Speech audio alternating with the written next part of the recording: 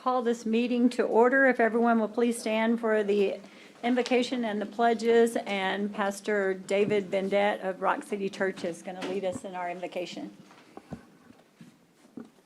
Good morning. Lord, I thank you for your goodness and your kindness and your mercy towards us. I thank you that our county and our city belongs to you. I pray that in every decision that's made today, that you would give us the spirit of wisdom and revelation. That, Lord, we'd know what you're saying, that we would know what you want, and that our lives would be fully submitted to you in everything that we do and every decision we make. Thank you for this court, Lord. Thank you for everyone that's a part of it. Thank you for these commissioners. Thank you for everyone that works here and works for them.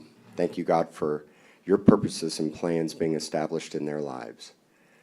Lord, I thank you that you build this city and that we don't have to watch in vain. Thank you so much, Lord, that we can be spirit-led, that we can trust you, that we can know you, that you can be the Lord of our lives and guide us and direct us into every decision that we make. I speak great peace to this court. I pray for unity, and that, Lord, we would work together as a team and as a family to lead this county in the direction that you want it to go. We love you so much, Lord. We welcome you here, and we thank you for your presence. In Jesus' name, amen. Amen. I pledge allegiance to the flag of the United States of America and to the republic for which it stands, one nation, under God, indivisible, with liberty and justice for all. Honor the Texas flag. I pledge allegiance to thee, Texas, one state, under God, one and indivisible. Thank you all. You may be seated. It is 9:05, and I call this meeting to order. We have all commissioners present. The date is March the 8th, Wednesday, 2023. We are in the Nueces County courtroom, 901 Leopard Street. Where is Ade? Do we need her there? Do we have any announcements or disclosure of conflicts of interest? There being none, we will move forward to resolutions, proclamations. On item number 1, we want to move to the second week in April because the school is performing somewhere else. They couldn't be here today. Item number 2, in recognition of Cesar Chavez Week, March 25th through March 31st, 2023. And my chief of staff is going to read that resolution for us. Commissioners Court Resolution. Whereas Cesar Chavez, after attending more than 30 elementary and middle schools and achieving an 8th grade education, left school to work full-time as a farm worker to help support his family. Whereas at the age of 17, Cesar Chavez entered the United States Navy and served the United States with distinction for 2 years.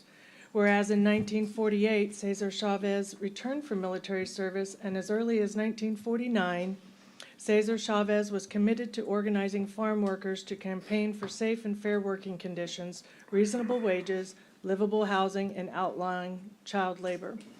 Whereas in 1962, Cesar Chavez established the National Farm Workers Association, which eventually became the United Farm Workers of America. Whereas under the leadership of Cesar Chavez, the United Farm Workers of America organized thousands of migrant farm workers to fight for fair wages, health care coverage, pension benefits, livable housing, and respect. Whereas during his lifetime, Cesar Chavez was a recipient of the Martin Luther King Jr. Peace Prize and posthumously awarded the Presidential Medal of Freedom. Whereas community organizations, including the Coastal Bend Labor Council, the Corpus Christi American Federation of Teachers, the West Side Business Association, and others have joined together to celebrate his legacy. Now therefore be it resolved that the Commissioners Court of Nueces County hereby acknowledges and celebrates the life of Cesar Chavez with Texans and designates March 25th through the 31st of 2023 as Cesar Chavez Week. Thank you. Is there anyone here that wishes? Yes. Dr. Vera, if you would like to speak on behalf.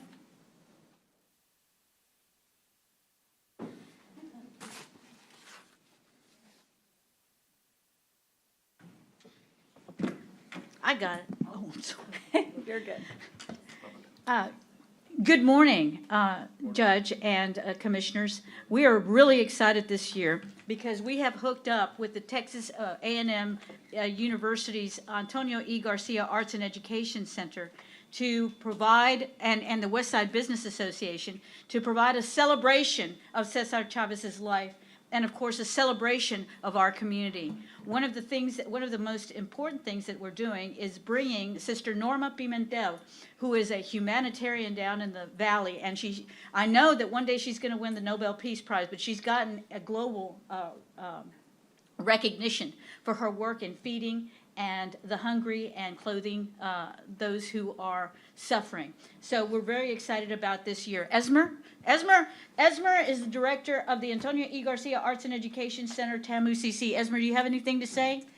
I just want to say thank you for giving us the opportunity to be here today, and I welcome everybody to the Antonio Garcia Center on March 25th to celebrate the Marcha and the festival after the speaker series with Sister Norma Pimentel, which is at 9 a.m. Thank you. Yes, so come to our breakfast, Judge and everybody. Come to our breakfast. It's at 9 o'clock at the Antonio Garcia Arts and Education Center. Then right after that, we're working with the RTA to get a shuttle bus to take us to the point where we're going to start our marcha. Then we're going to march. It's really short, so if you don't worry. It's really short. We're going to provide flags.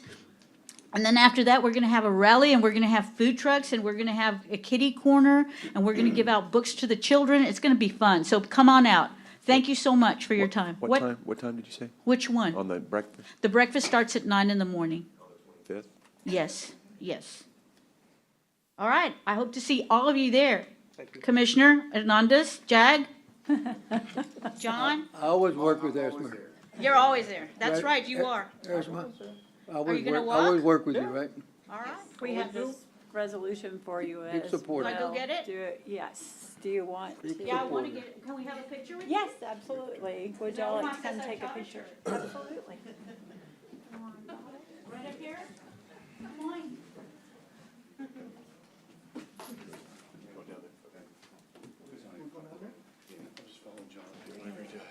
I've gained weight, man. I gotta go. Good for you. Thank you. Come on, Esmer. I think they're all. Get everybody in there.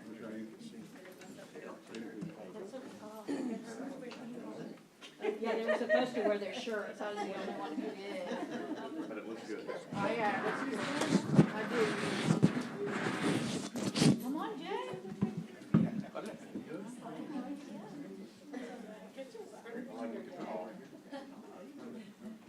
Okay.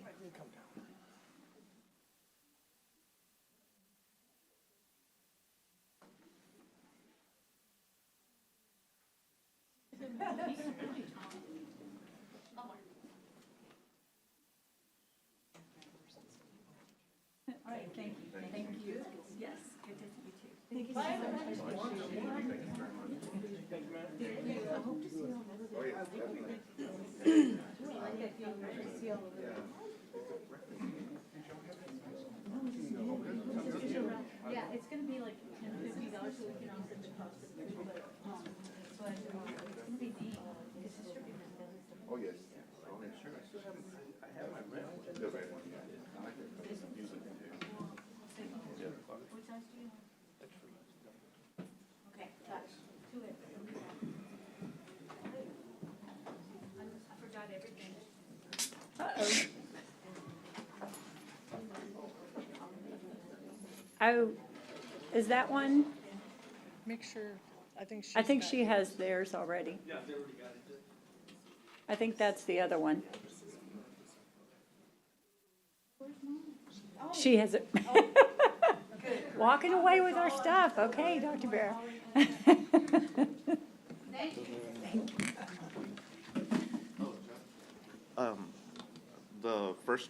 The first resolution that you need to move to until Table April to the second week, the second meeting.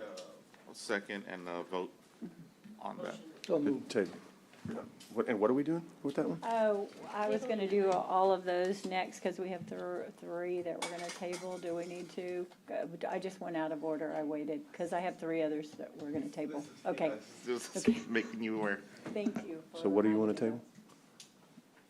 We have two other ones that we're gonna table. I was gonna do that next after this one. I just skipped over to the first one, yeah. I skipped over the first one because Oh, they're not gonna okay. be here, yeah. So- Yes, ma'am.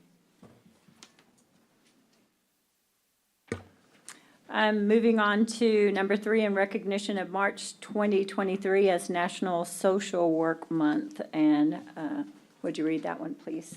as well? Commissioners Court Resolution in recognition of March 2023 as National Social Work Month. Whereas social workers enter the profession because they have a strong desire to help empower individuals, families, communities, and our nation overcomes issues that prevent them from reaching their full potential. Whereas social workers have worked for more than a century to improve the human well-being and enhance the basic needs of all people. Whereas social workers follow a code of ethics that call on them to fight social injustice and respect the dignity and worth of all people. Whereas social workers positively touch the lives of millions of Americans each day and in a variety of places, including hospitals, schools, the military, child welfare agencies, community centers, and in federal, state, and local government.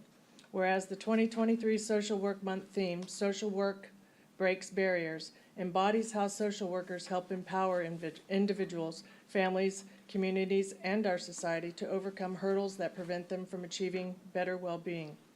Whereas social workers are the largest group of mental health care providers in the United States, working daily to help thousands of Americans overcome mental illnesses such as depression and anxiety. Whereas social workers have helped people cope with death and grief and helped people in communities recover from natural disasters. Whereas social workers have helped this nation live up to its values by advocating for equal rights for all. Whereas the social work profession is one of the fastest growing careers in the United States, with about 708,000 social workers today and more than 60,000 more social workers expected to enter the profession over the next decade. Whereas social workers have continued to push for changes that have made our society a better place to live and social safety net programs that help ameliorate poverty, hunger, and homelessness. Whereas social workers endeavor to work throughout our society to meet people where they are and help empower people and our society to reach the goals they wish to attain. Now therefore be it resolved that the Commissioners Court of Nueces County hereby recognizes the numerous contributions made by America's social workers.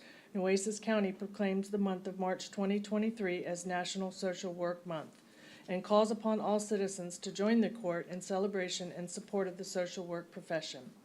Duly adopted by vote of the Commissioners Court of Nueces County, Texas on this 8th day of March 2023. Thank you. And Rebecca, So you're going to moved. speak on? Yes, motion and a second. All in favor, say aye. Aye. The motion passes. Thank you. Thank you, Dee, for reading that because it was very long. One of the things I would like to say when I went back and I read this resolution, all of these ladies that are here with me today, I think when we interviewed them, they all said they had a strong desire to help. That's the one thing we hear from our social workers and our caseworkers that work for social services. And when I read through this, some words stuck out to me. Empower, overcome, improve, enhance, respect, and help. And that's what they do every day in their job. And so I want them to come up here and stand with me because I don't stand here alone. You know, they're the whole reason. And I'd like to introduce, we recently lost 2 social work supervisors. And so the new social work supervisor for the Robstown office is Angelica Garza, right there. And we have with us today Ariana Velasquez, Jennifer Vela, our social worker 2, Lydia Rodriguez, and caseworker Jennifer Rodriguez. And so they work every day, social services as the safety net for our community. We thank you for your continued support. We thank you for your support of our community. For all you'll do. Yes, absolutely. Thank you. Thank you. Yes. Thank you all for all you do. Thank you. Can we get a picture? Yes, absolutely. Do we have that resolution? Oh, you have it already? Okay.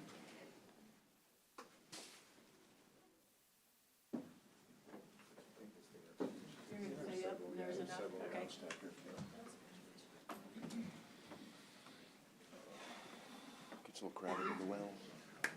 I get to stand up here. Stand behind you.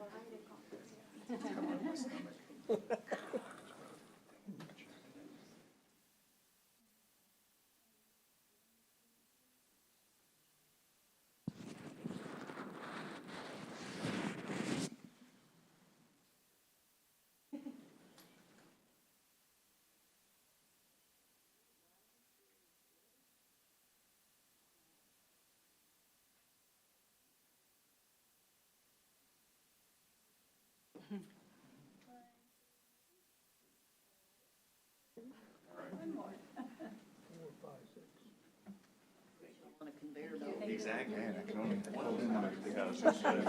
When you're hiding behind Robert, I was like, you have to hold in one hiding behind Robert. Everybody uses me for cover. Thank you, ladies.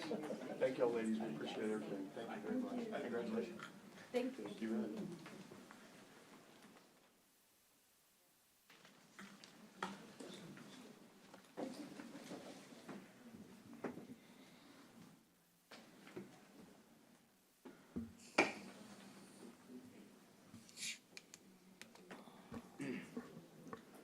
Okay, I think we moved too quickly on item number 2. I need a motion and a second to approve that resolution. We So didn't need a moved. vote. We have a motion and a second. All those in favor say aye. Aye. Aye, the motion passes, and Commissioner Gonzalez is not in here. On tabled items, we have 3 that I have on the list that they've requested to be moved. The E1, the mariachis, moved to the second meeting in April. C2 moved to the next meeting, second meeting in March. And F1 moved to the second meeting in March. I'm sorry, what, Judge, you said F1 to the second meeting in March? And what was Yes, other- the next upcoming meeting, yes. And what was the other one? I'm sorry. C2, C2. C? Which? Hold on. 2, sorry. under Public Works, Oh, there you go. Yes. Okay, Sorry. Under regular agenda, so 3C2? Yes. Okay. yes. And Human Resources, F1, yes. Those 3 Judge, are I- all I have. Are there any others? I had number, well, I'll let you do yours because Yes. mine are a different date. Well, there's 2 different dates, so we need 2 votes, because one's in April and the other 2 are second. Let's do the first 2, the second You should- meeting. Okay, well, The then how next- about, I'll make a motion to table number 1, El Mariachi Sol to the second meeting in March. That would be a motion to Second table. that. All those in favor say aye. Aye. Aye. And then, which, your other one, Judge, was? C2 and F1 move to our next meeting. I think it's March 22nd is the date. Yes. And I'm sorry, you I said, make the motion to move item C2 and item F1 to our March 22nd meeting. and C2, you're saying 3C2, Judge? 3C2, it is on the Hilltop. Okay. And then the other one, I'm sorry, I'm having a hard time hearing, my bad. And the other one is which one? Under Human Resources and under Public Works. Both of Okay. those. C2 is under Public Works, and F1 is Human Resources. It's not on the regular agenda. Gotcha. Okay. Those 2 to our March 22nd meeting. I made the motion. Do I have a second? Did I already get a second? Sorry. Thank you, Commissioner Hernandez. All those in favor say aye. Aye. Aye. Any opposed, same sign. Judge, I do have one. Yes. Which would be 3C1 under Public Works. I'd like to table that to the second meeting in April.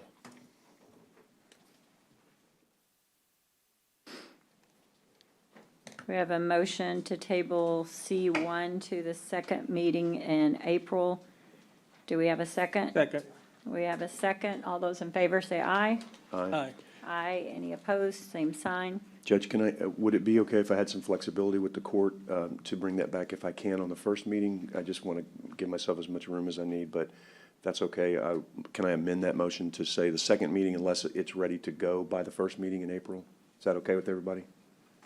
I don't have a problem with that. I'll Commissioner second Zeller? it. Yes. Okay. uh-huh. Is that okay, Yes. Lorenzo? That's good, clear? Okay, thank you, appreciate that. All those in favor say aye. Aye. Aye.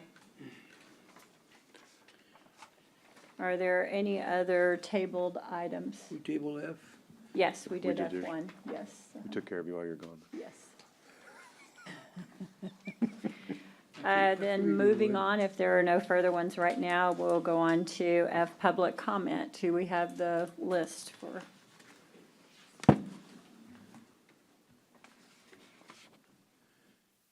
And And first up, we have Beatrice Charo from Robstown.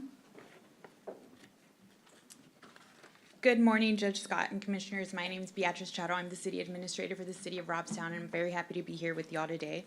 I want to thank you for the opportunity to be here to request support for Agenda Item 3A4. The City of Robstown is excited to collaborate with Nueces County on our Diaz Park Pool renovation project.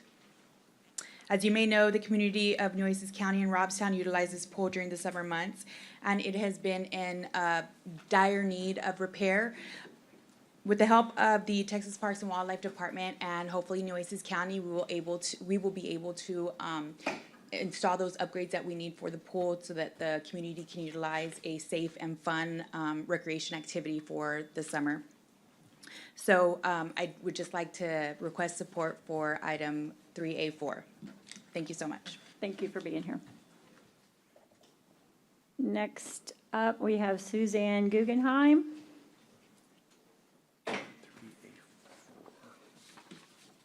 Good morning, Judge and Commissioners. I wanted today to speak regarding items 4A and 5A. Regarding 4A, which is asking the court to appoint outside counsel to discuss potential attorney for obligation of the county relating to the removal of the current district attorney. I would like to speak in opposition of that proposition. I don't think there's any reason to prevent the county attorney to do the job that she was elected to do, which is to advise the court in a matter that is of her resort and spend taxpayer money in appointing an outside counsel. So, and linked to this is, of course, the matter really of the subject, which is 5A, is to consider hiring outside counsel to represent the district attorney, Mark Gonzalez, in the litigation to remove him. I really would find very outrageous that the court would spend taxpayer money to defend the district attorney against a litigation that is brought by the people against him to remove him because they are not happy with what he's doing. So I hope that the court is not going to make such a decision. So thank you very much. Thank you. Is there anyone else who wishes to speak on public speaking? Thank you very much. We will move on to item G, board appointments. B, number 1, G1, Nueces County Emergency Services District 2. Judge, if I can make a comment on that. Yes, sir. So it's been brought to my attention, and I asked for this county advisory, and I know the county attorney's working on that and has told me that they will have this by the next meeting in regards to the questions on the ESD have been raised that there may or may not be the authority for the board to do any kind of action in regards to a merger with the city that's been proposed by the city to the board. And so I've asked the county attorney to look into the legalities of that. She's assured me that, I've talked to her several times about it, she's assured me that that will be brought back to us next meeting with advice. I will be asking on that advisory, as I will another one today, that privilege be waived so that that discussion can be had in public, because I don't believe it's really anything secretive. It needs to be put out there, and the public need to be aware of what the ramifications are. This has become a very politicized type situation. one side wants me to keep the board intact, and one side wants us to change the entire board for a specific agenda. I'm not comfortable making those decisions. I don't think it's right from this court to make a decision on that, especially since we don't know if that change of board will even have an impact that they think it will.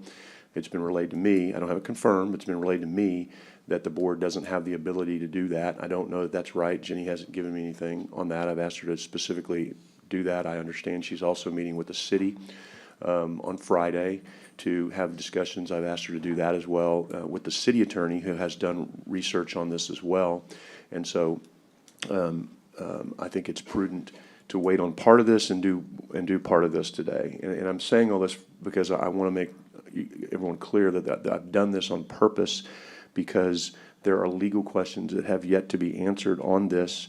And if the board can't do what everybody thinks the board can do, in my opinion, it's a little harder to justify some sort of wholesale change for people who have represented well, and quite frankly, for many years, were the only applicants. This is the first time we've even had additional applicants for the ESD board, which I'm glad we do, and they're great applicants, and they need to be seriously considered, but I would like to get that legal opinion. Now, that's on part of it.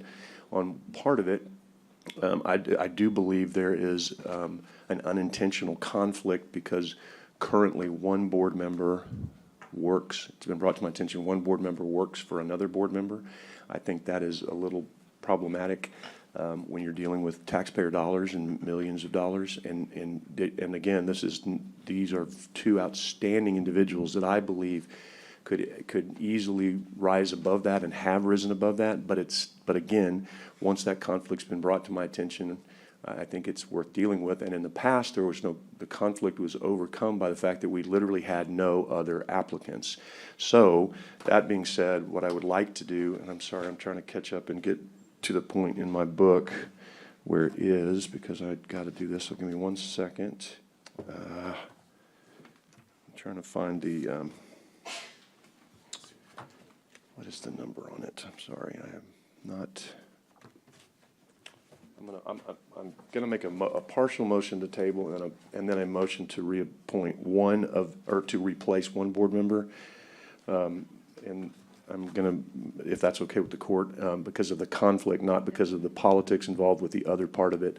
So my first motion would be to appoint Kaylin Paxson to replace Ms. Bolton, who has been an outstanding board member, but she is the person who works for one of the other board members. And I relayed this, and for the record, she doesn't agree with me. I've had dialogue with her and explained I'm sorry that we don't agree, because I think she's done an outstanding job. She doesn't believe it's a conflict, but I do. I think it's just not something that one board member that works for another board member should be serving on a taxing entity. So that's just my personal belief, and the county attorney has kind of verified that with sometimes if it looks like it is, then maybe it's an opportunity to make some changes. So I would like to replace Ms. Paxson with Ms. Bolton at this point. So that would be Replace Ms. Bolton with Ms. Paxson. Correct, The and that other would be way, my yes. motion today as a partial, and then I'll make a motion to table after. So, but I wanted everybody to understand that and hear it. And again, I'll second that motion. Do we have any other discussion, anyone? Okay, all we're doing is one, right? just one at this One, point, yes, sir. All those in favor, say aye. Aye. Aye. Any opposed, same sign. Thank you. And then on the second one, I would like to table these other two appointments until we get the advisory from the county attorney to see what, if anything, this board can do. Because what I've heard is if there's going to be changes to this ESD, it may have to be up by a petition. And I don't know if that's right, but that's what I've heard, that the board really can't even go into or make this decision with the city. But again, that may not be right, because the city has done a lot of research on this too. And so Jenny's going to meet with them on Friday. I want to get it all out there. But I know that, well, I understand there's one way that there may have to be some sort of petition drive, because the ESD was put in place by an election, and possibly it would have to be taken out by an election, and that would be then up to the people to decide, which quite honestly, that's, in my opinion, the way it ought to be. It shouldn't be a board of 5 or a commissioner's court of 5. That's a big, huge deal to take away something. But if that's the case, then we need to outline for everybody how it goes and what has to happen so that everybody knows exactly the legalities of this as well. So my motion to table the rest of the board appointments until the next meeting, and the county attorney has assured me we'd have that advisory at that point. Second. We have a motion and a second. Any other discussion? All those in favor, say aye. Aye. Aye. The motion passes. Thank you. So, okay, where am I at? Moving on to consent agenda. Are there any items that anyone wishes to pull from the consent agenda for Yes, Judge. discussion? I Yes. have item P, P P as in Paul, and Z as in zebra. and Z as in zebra. Any other ones? Anyone? Z was mine too, Judge. Yes. And C? C? Yeah.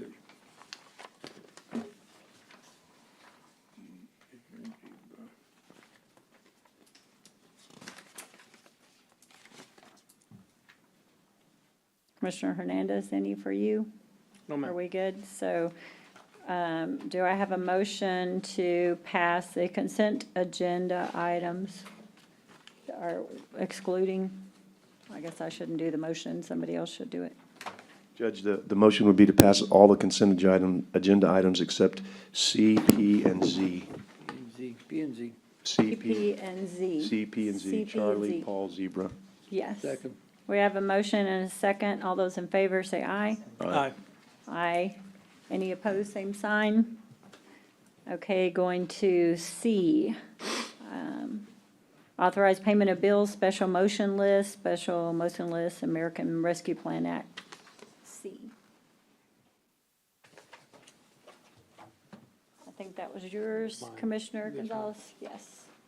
I just, I pulled C because I wanted to kind of, I guess I can ask, I guess we can pass everything except for 17, 18, and 27. 17, 18, and 27. Yeah, I'm going to pass everything except for 17, 18, and 27. I want those for discussion. Motion to pass the remainder of item C other than 17, 18, and 27. That's what I said. That'd be the motion. Yes. Second. We have a motion and a second to pass everything but items 17, 18, and 27. Any other discussion on that, or all those in favor, say aye. Aye. Aye. Aye.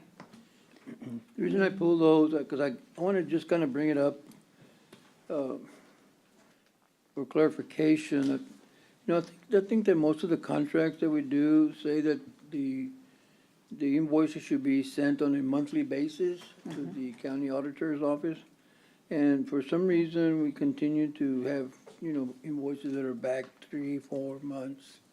You know, and that creates a problem, and right now, the problem is that we don't have a couple of agencies with us anymore, but man, these invoices keep coming up. And I don't know, from way back then, from October, November, and one of them was for September. So is there any way we can go back and look what everything that's submitted and just pay these things off? You know, and you know, because I don't know what else they owe. And when it says for us to pay it, I mean, I like to have a balance, you know, I like to say, well, you know, we still have a balance of so much that we owe them. And if they don't submit everything within the next, you know, 15 days or 20 days, something, you know, we should just, I don't know what we're going to do, but I'm asking the county attorney, I think it's got to be, you know, for us to say we got to pay on time, then I think we should also say, if the contract says you got to submit on time. And I don't know if there is any kind of penalty for that, you know, or you know, what do we do? But, you know, I think this is just, the problem is that when we don't use that agency anymore, we keep getting these invoices for the next 3, 4, 5 months, you know, and really, I don't know, Dale, maybe you have any suggestions on this? Well, this is the process when we finally get the invoices from the party that's responsible for overseeing this. For these particular items, there might be different departments that receive these invoices. But once they finalize their process and send it to my office, that's when we put it on the agenda. That's why you have some of these are later dates. You'll have to ask the department in question of why some are taking so long. Some could be that the work hours are not in agreement with what they believe, or the construction is not in the process of where they are, or whatever the process might be. But once it's on this list, it means that the department has submitted it to my office. My office has reviewed the contract and put it on this agenda for your approval, because we've gotten the approval from the department in question. Okay, thank you. That brings me to the next thing, that the department is submitting this thing. I went back and reviewed some of these invoices, and I don't know how we're approving these things either, because there's no detail of the invoices, of what's been done and when and date, other than we did this at this time and that's it. And we met with so-and-so and that's it. But it doesn't say what day, what time, it doesn't say where, if I'm paying, somebody in my house this much money, I wanna know what I'm paying for, and what they're charging me for, and I'm not gonna just pay, somebody comes to my house and say, you owe me, $100,000 because I met with so-and-so or did this. I wanna know what you did with so-and-so. I wanna know how many hours, although hours are there, but I can't believe somebody would talk to somebody for 10 hours, or 8 hours. That bothers me when I see somebody that says, I submitted 8 hours talking to somebody. I have never talked to anybody, not even over an hour, If I can't tell you what I'm wanting in an hour, I got a problem, right? So, and I have a problem. I have a problem with this. This is why I'm bringing this up now. So we need to correct this in the future. We need to kind of streamline this thing here. And I think those departments, that are, especially the, emergency services and grants, I think we need to find out how can I would like to see more detail. When somebody submits an invoice to you, I like to see some detailed invoices. Not just because they're telling you that we owe them, we're gonna pay them, but I like to see how we paying them, why we paying them, So this is I don't know, just my recommendation that somehow we get together with the departments that are submitting this and we kind of streamline this thing. And in the future, I like to see better invoices from our contractors than we have now. This is really ridiculous that we're paying all this money and then there's not even a paragraph in there of what they're doing. So, Well, possibly in our contracts, maybe when we sign contracts with them, to have more detailed information about how their invoices have to be in timely, where we don't have an invoice coming up that is 6 months to a year old or anything like that, where if it's not turned in within a certain amount of time, then we're not under obligation to pay it. So that would help get them on the ball with well, it turning would, in their especially information. the ones that have subcontractors, and because I know one of them Absolutely. submits hers, but doesn't submit to subcontractors. So I don't know what the problem is there, and are we asking them, how come the subcontractors are not submitting theirs? Because, when there's subcontractors, they should be submitting same time that the contractor is submitting, so. This is really, I think, something we need to really look at, so. This is I agree. I pulled this out just for that purpose, and I think we need to probably later on meet with the departments that are submitting these invoices and say, we need more detail, more streamlined, so. But we also need to work better on our contracts. On the contract, Yes, definitely in the yes. contract. Okay, I agree with that. So I just, I move that we go ahead and pass it because it's already on here, but, there's nothing we can do I about it now. appreciate that. Yes. So I move we pass 17, 18, and 27. Second. We have a motion and a second to pass 17, 18, and 27 with the recommendation that we work on getting these more timely and more information included. We have a motion and a second. All those in favor say aye. Aye. Aye. Any opposed, same sign. The motion passes. Thank you. Moving on to item P, and I think you pulled that one, Commissioner Martis? Yes, Judge.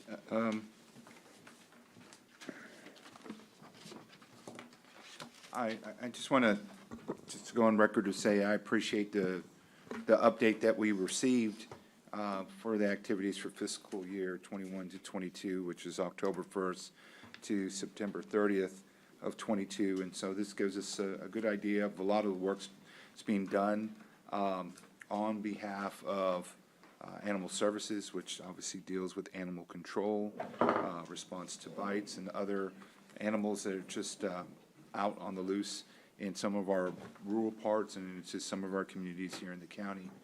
I just did have a general question and idea. I don't know if you can help provide this, or if maybe we can get this the next go around. This is very helpful, like I said, but I know this was presented by the chair of the Animal Services Advisory Board, and the way it's written is it's a report from Animal Services. So I'm not sure if we can get one directly from them or if it's similar, but definitely, I know that there's been a lot of questions regarding the new facility that we have, and also just, we went through a name change and I think a philosophical change of how we respond to animal control. It's no longer animal control, it's just services. Yes. And that's a big part of how this is done throughout the country now. And so I welcome that change, and I think we are doing a great job with that, fostering and adopting. And I know there'll be some movement here, probably next few weeks or months, to transition maybe even more that we've talked about before, as far as maybe have an actual staff member that could do some of the work that we have volunteers doing right now. But if we can get this put together, maybe by Juan or the entire team, right? Well, And I- just present it to us. If I could But- inject Yes. 1 second, the reason that the chair presents this is statutorily, the advisory it's her position. That's what she's supposed to do annually, to report that. I had And so- Juan and them and- both, and she is required by statute to turn that in No, annually. Yes. I know, okay. and I appreciate that, we've had that in the Yeah. past, but that's what I'm saying, is it's just listed as Animal Services Report. And so the board does not report for Animal Services, they report kind of maybe what they've done, maybe what they do on behalf or We get in an coordination, addition, we get a but just maybe report some from additional that, work. yes. But she That's- has to do a report Yeah, no, too. no, so I yes, totally get that okay. part, and like I said, Yeah. I do appreciate this update, because I think it gives the court an opportunity to see all that's been done, because those volunteers have done a lot. Yes. But I think that if there's anything addition, or also just to hear from maybe Juan or someone on the team that can present it, it doesn't even have to be presented, right? Just something similar like this. If one of us wants to review and bring them up and have them present, then great, and if not, we can just take it, receive it, and read it on our own and approve it. We should have it for every department head, John. It's a No, great I agree, idea. That's I not a agree. bad I deal. was It's a gonna great- kind of say, yeah. we should probably be Great doing idea. this for more departments, so this Great is a idea. good start, I appreciate it, and it's helpful, but maybe we can look at doing that. It doesn't have to be immediate, maybe, within the next few months though, but I Yeah, think it could be a this is good quarterly or time to by do it. every 6 months, something. I mean, that's a great Sure. idea. No, Sure. very well, I think so. Yeah. I'm sorry, were you done? Hey, I'm on that Are you line, going on to that make a part. motion to go ahead Wait, and pass? Were you gonna talk more on that? Well, no, go ahead, I was, wait. Oh, no, finish I'm your- done. Oh, okay. Judge, I was just going to add to, I think we're going to have this as a bigger part of the discussion, because and I know that's going to come, I think you said next meeting, that we're going to get that. And we're going to me, this department, as I've said publicly, and I'll continue to say, needs a lot of look at overhaul in all different aspects. And I think part of that is we're to blame in not maybe providing the right amount of resources, because, for example, I've asked I've sent an email to the auditor to put it in budget consideration that we need to look potentially at adding a position out there, and maybe one that reports to the court. We'll have that discussion later, that takes care of the animals, that helps get them placed, and that really, because what I don't ever want us to be is I want us to be a no-kill shelter. And so the only way we can do that is to have someone, I think, on staff that really takes care of finding placement for the animals, because we're very fortunate that we've got a very active community out there, board members and non-board members, that really work hard to get animals placed. But in my opinion, you can't always count on board members doing that. They're an advisory board. They're only supposed to advise. It's great that they go the extra mile. It's great that others out there go the extra mile, but we've got to have a process in place that we can handle it when these board members cycle off and they're not as active, because not everybody who wants to be on an advisory board wants to go save animals. They want to advise on how to save animals, but maybe not physically go do it, which is understandable. So I think we're going to have a great, I hope, robust discussion on how we can make this department better in general next meeting. But I think you're 100% right. She has to statutorily do this, but you're right. I think Juan should be putting something forward too and say, here's what the department does, and that needs to be something we need to put on for maybe a policy discussion or whatever, that says once every 6 months we get a written report from department heads, every department head, that even the ones that we don't appoint. I mean, coastal parks, and I think who the other one would be, emergency management. I mean, we need to get every 6 months, that's a great idea, John, and I don't know if we can make that as a motion today, or we need to just put it on as a policy for next time, because every 6 months would be great to have something, here's what Public Works did, here's what, and that's posted, and put in the agenda, and the whole world can see it. And like you said, if someone needs to call them up, we can, but if not, a lot of this stuff I just like to read and don't have questions about, but we don't have to have 30 more presentations, I'm not saying that, but that's a great idea, so I'll put that, you want to put that on for next agenda I would, I always go I want to go the less complicated route. I mean, I think idea here is this, obviously, I should work with the judge on that to coordinate. I mean, if we need an official vote to make it official, then let's do it. But, Okay. I mean, I think. Good idea. y'all hear We it can and just you send can a help guide request it. out to the Yeah, departments just that- send Good it out idea. to the different Yeah. department heads and Yeah, just start on that. I agree. Very good. So I wanna make a make a motion motion? to accept the item P. Second. We have a motion and a second. All those in favor, say aye. Aye. Aye. Any opposed, same sign? Thank you. And moving on to item Z, I think you had that one too, John, and I think Brent was going to pull it too, so. Yes, Judge.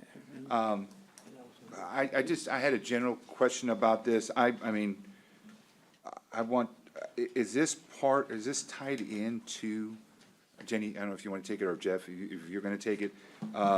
Is this tied to our executive session item, or is this Yes. something totally different? And should we hold off on this until we get better direction later on? There or- are two separate issues. There are Okay. two separate attorney issues in question. Okay. The one that is on consent is the retention of an attorney to advise the court in executive or in open regarding the obligations of the court to pay for a separate attorney. And we did feel like that was appropriate, since my position is the one tasked with prosecuting this case on the part of the state. It didn't feel like it would pass the smell test for me to come tell the court or advise the court regarding that expenditure.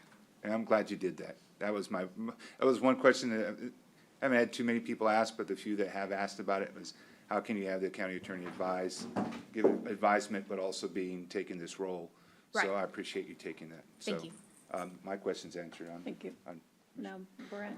Judge, Commissioner. similar, and I agree, Jenny, I think that was the better part of Valor. I think it needed to be out there that you requested this. Yes, Nobody else requested this, outside counsel being hired, but you requested it because of your potential not passing the smell test, using your words.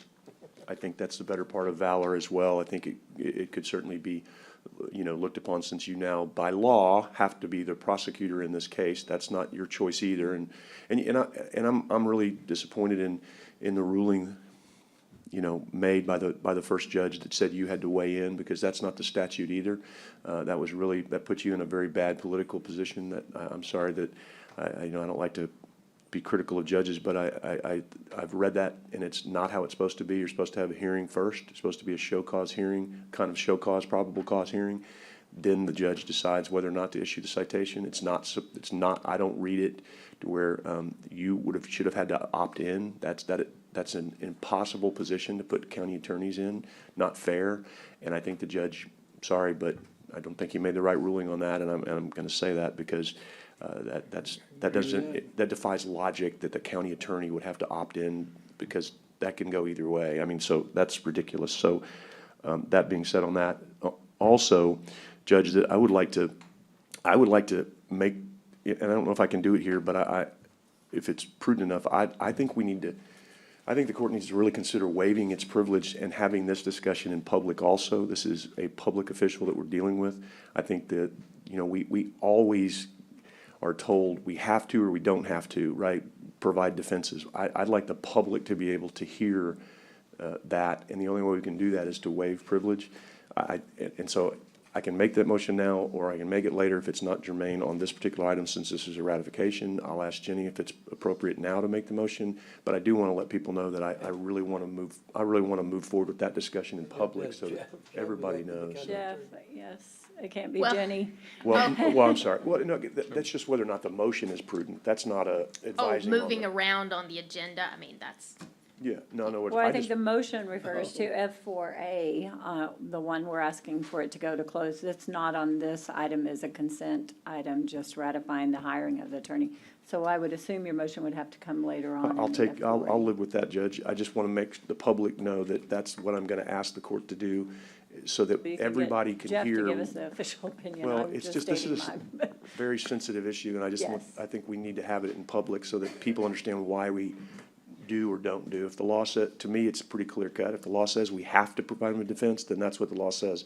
If the law says we don't have to provide them a defense, then that's what the law says. And I haven't heard the briefing, I don't know, because, so I don't know what the law is, but I think the public ought to hear it. So anyway, I'll make it later. So the Branscombe firm has already been hired?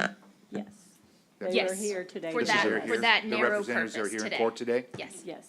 So They will I'd be. like to hear from them to kind of tell us that it's right to move forward on this item?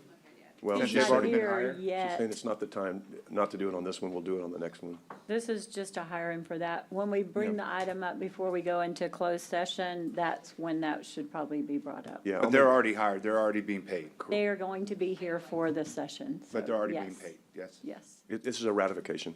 yes. We had to hire them to get them here for the Well, opinion and beforehand. let's be clear, the county attorney doesn't have to ratify. She has all the ability, and you know this, I want to say it publicly, the county attorney can hire an attorney anytime she wants to without coming to us. That's the obligation she has. She doesn't have to ever come to us. She's kind enough to bring them as ratifications.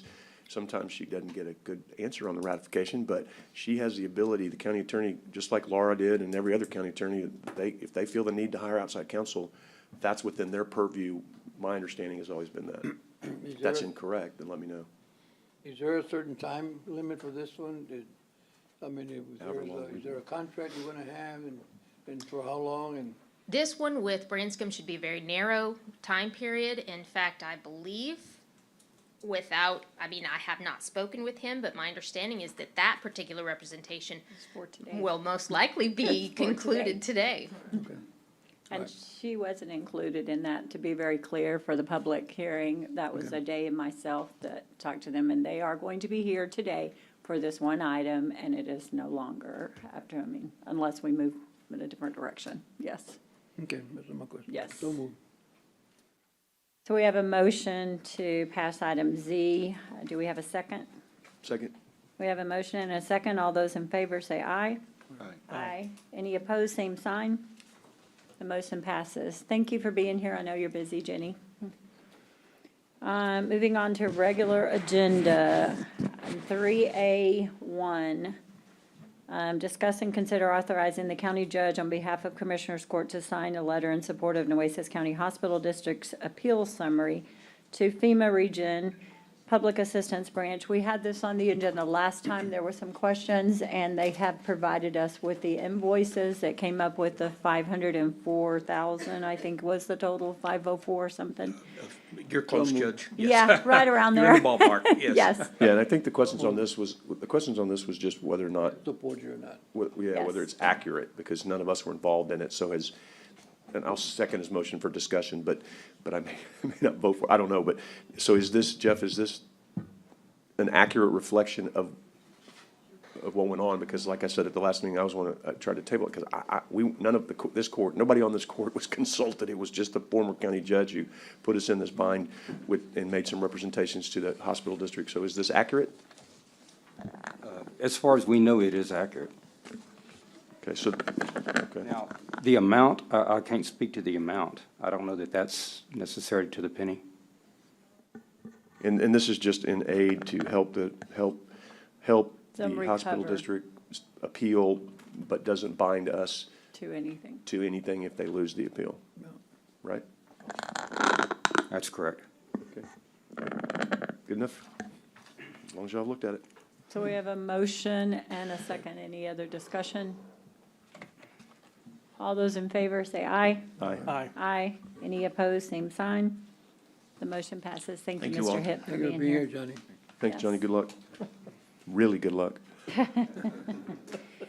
Item number 2, to discuss and consider approving a resolution in support of the Corpus Christi Regional Transportation Authority exploration of grant opportunities to finance Robstown Park and Ride Transit Station project to be constructed on county-owned property adjacent to the Richard M. Borchard Fairgrounds parking lot.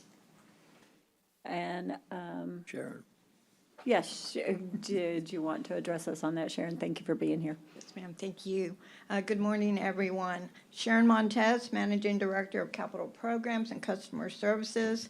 Mr. Mike Rendon, our acting CEO, wanted me to express his sincerest apologies for not being here today, but he and our board chair, Dan Leindecker, are in Washington, D.C. promoting this item with the Federal Transit Administration, and so I wanted to share that with this group. Thank you. I can provide a brief background on this item if we have that kind of time. Yes, sir. John, just for safe time also, we approved this last year. That is correct, April So- 27th. So really, y'all, what you're doing now is you want us to just approve that y'all gonna go after a grant Yes, sir. to build this, right? Because we That's- approve giving you the land or using the land where you can build something. But also now you want us to approve going after the grant so you can build it, right? That is correct, sir. And modifications, if you have modifications. right? Yes. So we're not approving, giving you Anything permission- new. anything new, other than you can go after the grant if you want to go. That is correct, And we sir. support that, right? Well, and I Yes, sir. think he said they Resolution. required a new resolution to go Yes. with the application because we already did this last year, but That's And correct, I Judge. don't have a problem with that. I don't so have a I problem move- with it either. I move. We have a motion. I will go ahead and second that motion as well. Any other discussion on this item? All those in favor say aye. Aye. Aye. The motion passes. Thank you for being here. We Thank you. appreciate it. Appreciate it. Thank you, Sharon. Moving on to item number 3, discuss and consider approving a Gordian Easy IQC by board contract number 660-21, purchase with LMC Corporation for Padre Bay office building renovations. Mr. Cross, you're up. Morning, everybody. Good morning. This is a co-op part of, through Gordian. It's called a Easy IQC or ICQ contract. The court approved a total dollar amount from the insurance proceeds last year sometime, and actually Commissioner Chesney had requested, let's get this office fixed, let's get these things addressed. And so we had been working through Gordian. We got several quotes, but those quotes were always above and beyond what we had budgeted. We tried to negotiate with these folks, but we finally got this group. We're real happy with what they provided us. We vetted it thoroughly. Jenny, no, she's still not in here. Alex in her office just does amazing work in vetting all this, and so did Michael in purchasing. And you might ask in your mind, well, why are you doing this, Scott, when you're trying to set up a job program, job order contracting program? Because I got to get this work done. Unfortunately, I'm going to go into the summer season just a little bit or beginning of it while we set up the job program. It takes some time to vet the job program, working with Michael and his folks and the county attorneys. So you've approved that. I got to get it established. And until I get it established, I need to use this to get the park office fixed. Funding source? It's the insurance proceeds. Just making sure it was on the record. Yeah, it's insurance proceeds. Now, we're not using all that was allotted to us, but we have a good contingency there. Should we find any unknown conditions, and we think we're more than covered, and if we are, well, if we don't use it, we give it back. Motion to pass, Judge? We have a motion to pass and a second. Commissioner Gonzalez, all those in favor say aye. Aye. Aye. Any opposed, same sign. Thank Thank you you. very much, Scott, for being here, Judge, may I be shown as voting for item 2? I'm sorry, I stepped out Yes. just for a second. because you stepped out. That's all right with the court. Thank you. Moving on to item 4, discuss and consider approval of interlocal agreement with the city of Robstown regarding improvements to Diaz Park, Portela Park, and Kiwanis Park. Commissioner Modas, you want to talk about Yes, this one? Judge. I think, Court, this is the item that Ms. Chado mentioned earlier during public comment. This is just to enter into an agreement. I would like to help provide some assistance for parks in Robstown, and kind of following a similar model that Commissioner Gonzalez, with his partnership with City of Corpus Christi, and also has done in Bishop as well. So this is following that model. This is the first part, and then I'll ask Ida to put on the next agenda the actual dollar amount, which will be $100,000. So if this is approved today, then this will be taken out of my, I believe my CO funds. We'll work on the funding source, but I believe it's the CO funds. If you This support it. contract, doesn't it list the 100,000 in there? Do we have to do Does it? that on a separate? Oh, it is Because I in there. saw It is there in there. was, Yes, it is. I'm there was a sorry. matching It's at the fund budget, to yes. where they're putting in their They're 100 putting in as their own well. funding, yes, So, thank and you, then- Judge. Yeah. So it's not just something we're giving, Yeah. they're putting up, and they're gonna do a lot of other improvements that we necessarily can't fund with our funding, right? Projects that they need to do, but we can help cover the other half of it, and so this just gives that, and actually, yeah, it's in there, so. The amount's already in there as well, so you shouldn't have to bring it back. Yeah, so we don't have to that. bring it back, so Yes. it's just motion to accept. Second.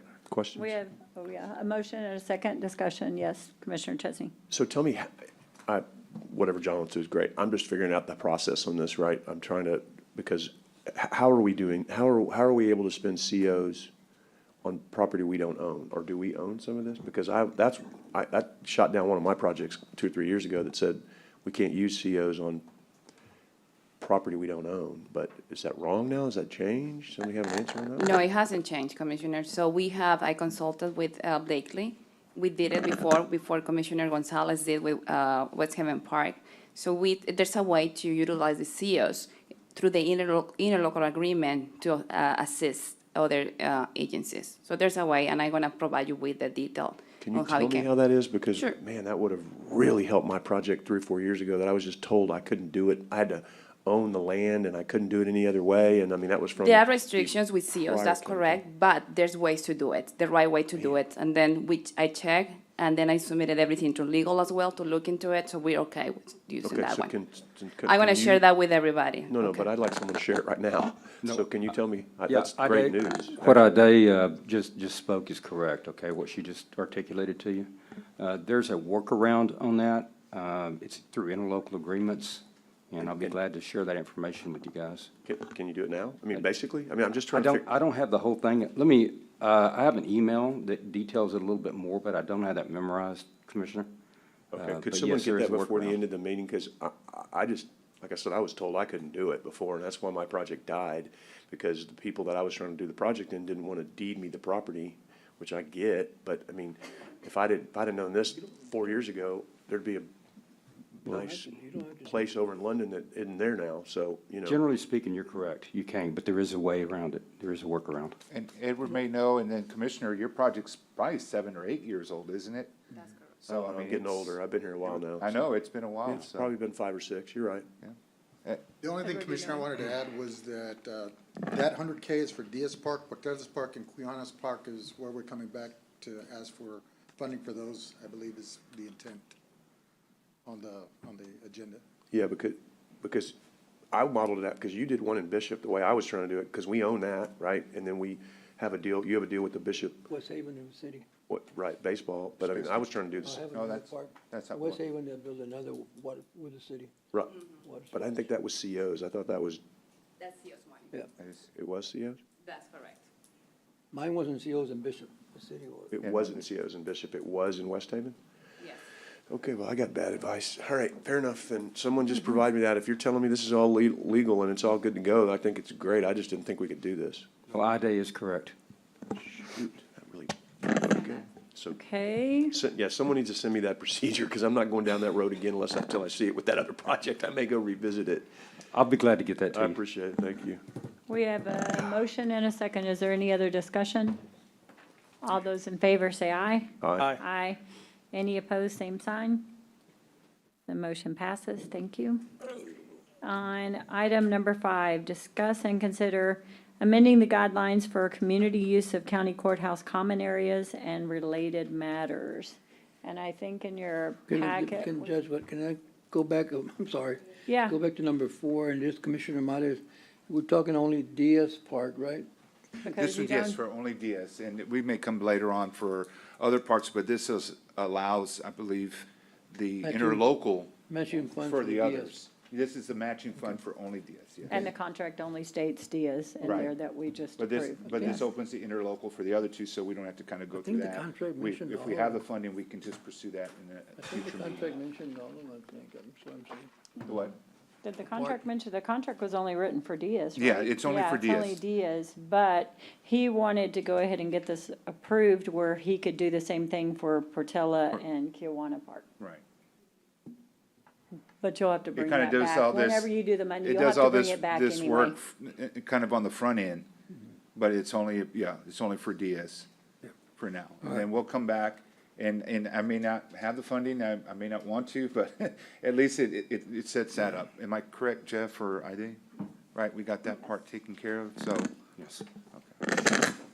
And then, are we done? On item number 5, discuss and consider amending the guidelines for community use of county courthouse common areas and related matters. In your books, there is an outline with the stuff scratched out in red and the new wording put in there. It basically says courthouse interiors and grounds may be used if approved by the county judge or commissioner's court. Approval will be made on a case-by-case basis at the discretion of the county judge or commissioner's court. Is basically the change in there where we're allowed to do things because there were specific, Okay, so let's just talk for a second about this. please, yes. So we'll make a motion, second? Yeah, sure. Motion to pass, since I put it on there. Second. A second from Commissioner Gonzalez. All right, so sometimes policies are in place to protect. Mm-hmm. Sometimes you change policies and it opens the door to politicizing certain requests that makes it very difficult for a county judge or a court to vote on if we don't have strict reasons. So I just, I want to be clear, because if someone calls and says, we want to use it for this purpose, and it's at the discretion of, then guess what? That becomes politicized potentially, and that's not something I want to get into. And I don't want the left, the right, the middle to start making requests to use the facilities, and we have to get into that battle, because that's the last thing I want to do. So how do we avoid that? I just want to throw that out there, because that's the only thing. There are some guidelines, Commissioner. I think there are some guidelines for the judge to follow. She just can't say yes because somebody's asking. I think there's some guidelines for her to follow. Where- You can't make a profit, or you can't sell something, if it's informational, educational, it's going to benefit the employees, I think, I didn't bring that with me, but. Right, it says matters of private interest are not allowed, but okay, defining that, the operation of the courthouse is not subject to this. The Shoreline Deli is not subject to The this. request may be denied if determined by the Guideline. county judge that security, safety, and inconvenience of the public or any other reasonable basis justifies the denial. Any denial may be appealed by the commissioner's court by submitting each request in writing to the county judge for placement on the agenda. So, Like it says, only legal purposes which constitute you're crossing out, public interest will be granted such permission. Such public interest activities include public announcement, rallies, and other sort. So we're taking that part out? That's what we're saying now? That's what the red line says, which is, Well, in the past, we have already allowed several things to be right. In posted other words, to outside on me, the grounds, so the it's the less discretion that we have, the less political it becomes. So whatever we want to define the use as, we need to define it to where it's not a decision that we have to make as a body, so that it never looks like we're trying to keep somebody in or out, right? I mean, that's just, so, I guess, well, the thing is, if we don't agree, we can bring it back as a body. no, I'm saying I don't want to. Means I don't want to get into a debate over whether we ought to let pro-life or pro-choice or pro-gun or no gun. Maybe I don't wanna we get add into a all line that. in there that says no political activities. Whatever None. that I mean, means. just add something that covers us, something where neither side is ever deciding which political party can have some, add a line in there. Yeah, I just don't, I don't Or know it's how we. where it's beneficial to the public, but not a political activity or political Could we, party one way or the other. is there something specifically that, like, could we go back and look at this a little bit? Is there something specific we're trying to get done by this? Like, has there been a request that we need to get done or something? At the That next maybe we could just- item on the agenda, Oh, I'm sorry. yes, is why, yes. Okay, so could we, and so the number 6 doesn't comply with our current policies, and that's what we're looking at changing? Or, It has to be the court's Yes. so that, Right, which that means we're approving one lending entity over another, which could also get political too. Well, no, that's what I'm saying. It could be, you know, you're not gonna deny another entity. If somebody else wants to buy everybody lunch, I think we're fine with that if they want to present their thing. I mean, think are what we? you're talking Well, no, but about. that's a good Yeah. question, because are we? Because then I guarantee you, there's gonna be a lot of people that are gonna come buy people lunch to get in front of them. So I think we're opening a door there too that we need to be careful on, because, look, I do business with Prosperity Bank. I got no issue with Prosperity Bank whatsoever. My friends are at Prosperity Bank, but if we're opening it for Prosperity Bank, then that means every bank in town's Be gonna open to want. anybody else. If that wants it's gotta be an educational program, information only. Right, It's but not there's gonna be tons where of you're gonna come and sit and do applications, you know, or, you know, fill out the forms. It's just educational information, workshop. That's all it is, not a, you know, we're gonna come in here and fill out applications. We're not gonna come in here and, you know, to give you cards and fill out, you know, recruit and all that stuff. I think it's just basically, what do you have to present? How can it benefit our employees? Right, I'm just saying, I know a lot of people that would love to come do That's this. fine, A actually. lot of people that would love to come do it. And I'm not saying that's bad, I'm just saying that Well, if go we back- open this up, then, wow, this could be, We'll go back to the lunch and learns we used to have, so. but would it be better to have lunch and Lunch and learns learns that, before? Y'all used to have that? but not from outside agencies, not from, No, they used to bring people from the outside. right, but I mean, we would sponsor them, like the county would do them, and then we would bring in resources. Well, it's the That's same- fine, right? Same thing. I mean, I guess I could sponsor it. Well, that's what I'm wondering is, do we, you know, do we need to put back in the lunch and learns and come up with a subject matter that the county sponsors and have these kind of lunch and Educational learns and so that we're not benefits picking and to choosing? the I don't know, I'm just, employees. When we used to There's- do this, excuse me, I'm sorry, when we used to do this, wasn't it under the appreciation day for the employees? I don't remember. It was more than I that, don't though. know. I think that's what, how it started. I just, Most of the ones that we used to have were wellness Wellness. lunches. Yeah, well, yeah, you call It was yeah, used well, with yeah. diabetes monies, I believe, from the commissioners. Oh, okay. And then it went in, also in conjunction with County Government Week that we Yeah. used to have. We would do popcorn pickle sales and designate charities to receive those. I started to Those say this times. says you can't sell anything, we could do it, yeah. Because it because was we were for giving it to charity, charities, I it was okay. I think so. Yes. Mhm. And Melinda, on the lunch and learns, we had vendors come in, but they were vendors we were already working with, or did we ever not, or we didn't have vendors? We would have, usually it was wellness speakers.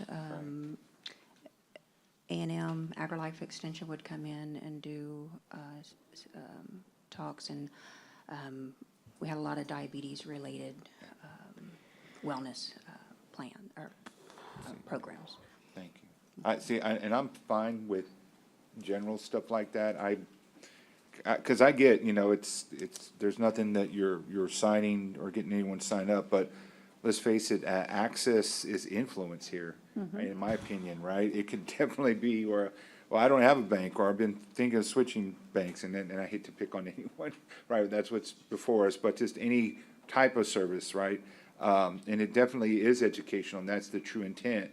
But, you know, you get that access, that name ID in front of someone, that gives you a little bit, you know, bit better response rate probably from someone that's looking for those type of services. So I worry too, I worry that this could open up and set up a bad precedent. I'd like to go back to our old ways, which was the lunch and learns, things like that are very, very basic with organizations we're dealing with that are not necessarily for profit, and leave it maybe just in health-related field. I'm good with that. Maybe something off-site.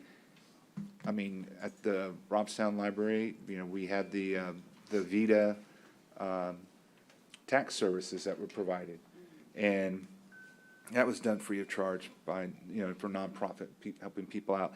That, I think, is okay. When we get somebody who's in a for-profit entity, that's where I have concern, but I'm that's a open to good, listen. that may be the distinction is profit versus nonprofit, Yeah. because that, That's where it gets really, because I mean, I promise you, this word gets out, I'll have 10 mortgage companies and lenders calling me wanting in. I mean, they're gonna all want in. We have thousands of employees, they're gonna want to be in front of them. Huh? No, I'm just saying, I don't think we have time to schedule all, I mean, it's gonna be, I don't know how we're gonna do all these. And how we pick. That's my only, oh. I mean, could we, is it like urgent? Can we table this? Because Table both, table this I'm not and trying to- the next one. Well, number, yeah, if you have table one, you have to table both of them. Right. Right, I We just can don't, table and kind of, we can look at it. Look at it further. and maybe, yeah, I'm not, and again, I don't want Prosperity Bank mad at me, because I like them, I do business with them, but I don't want the other 10 calling me either. 20 or 30 or. And on that, or on the two items, is this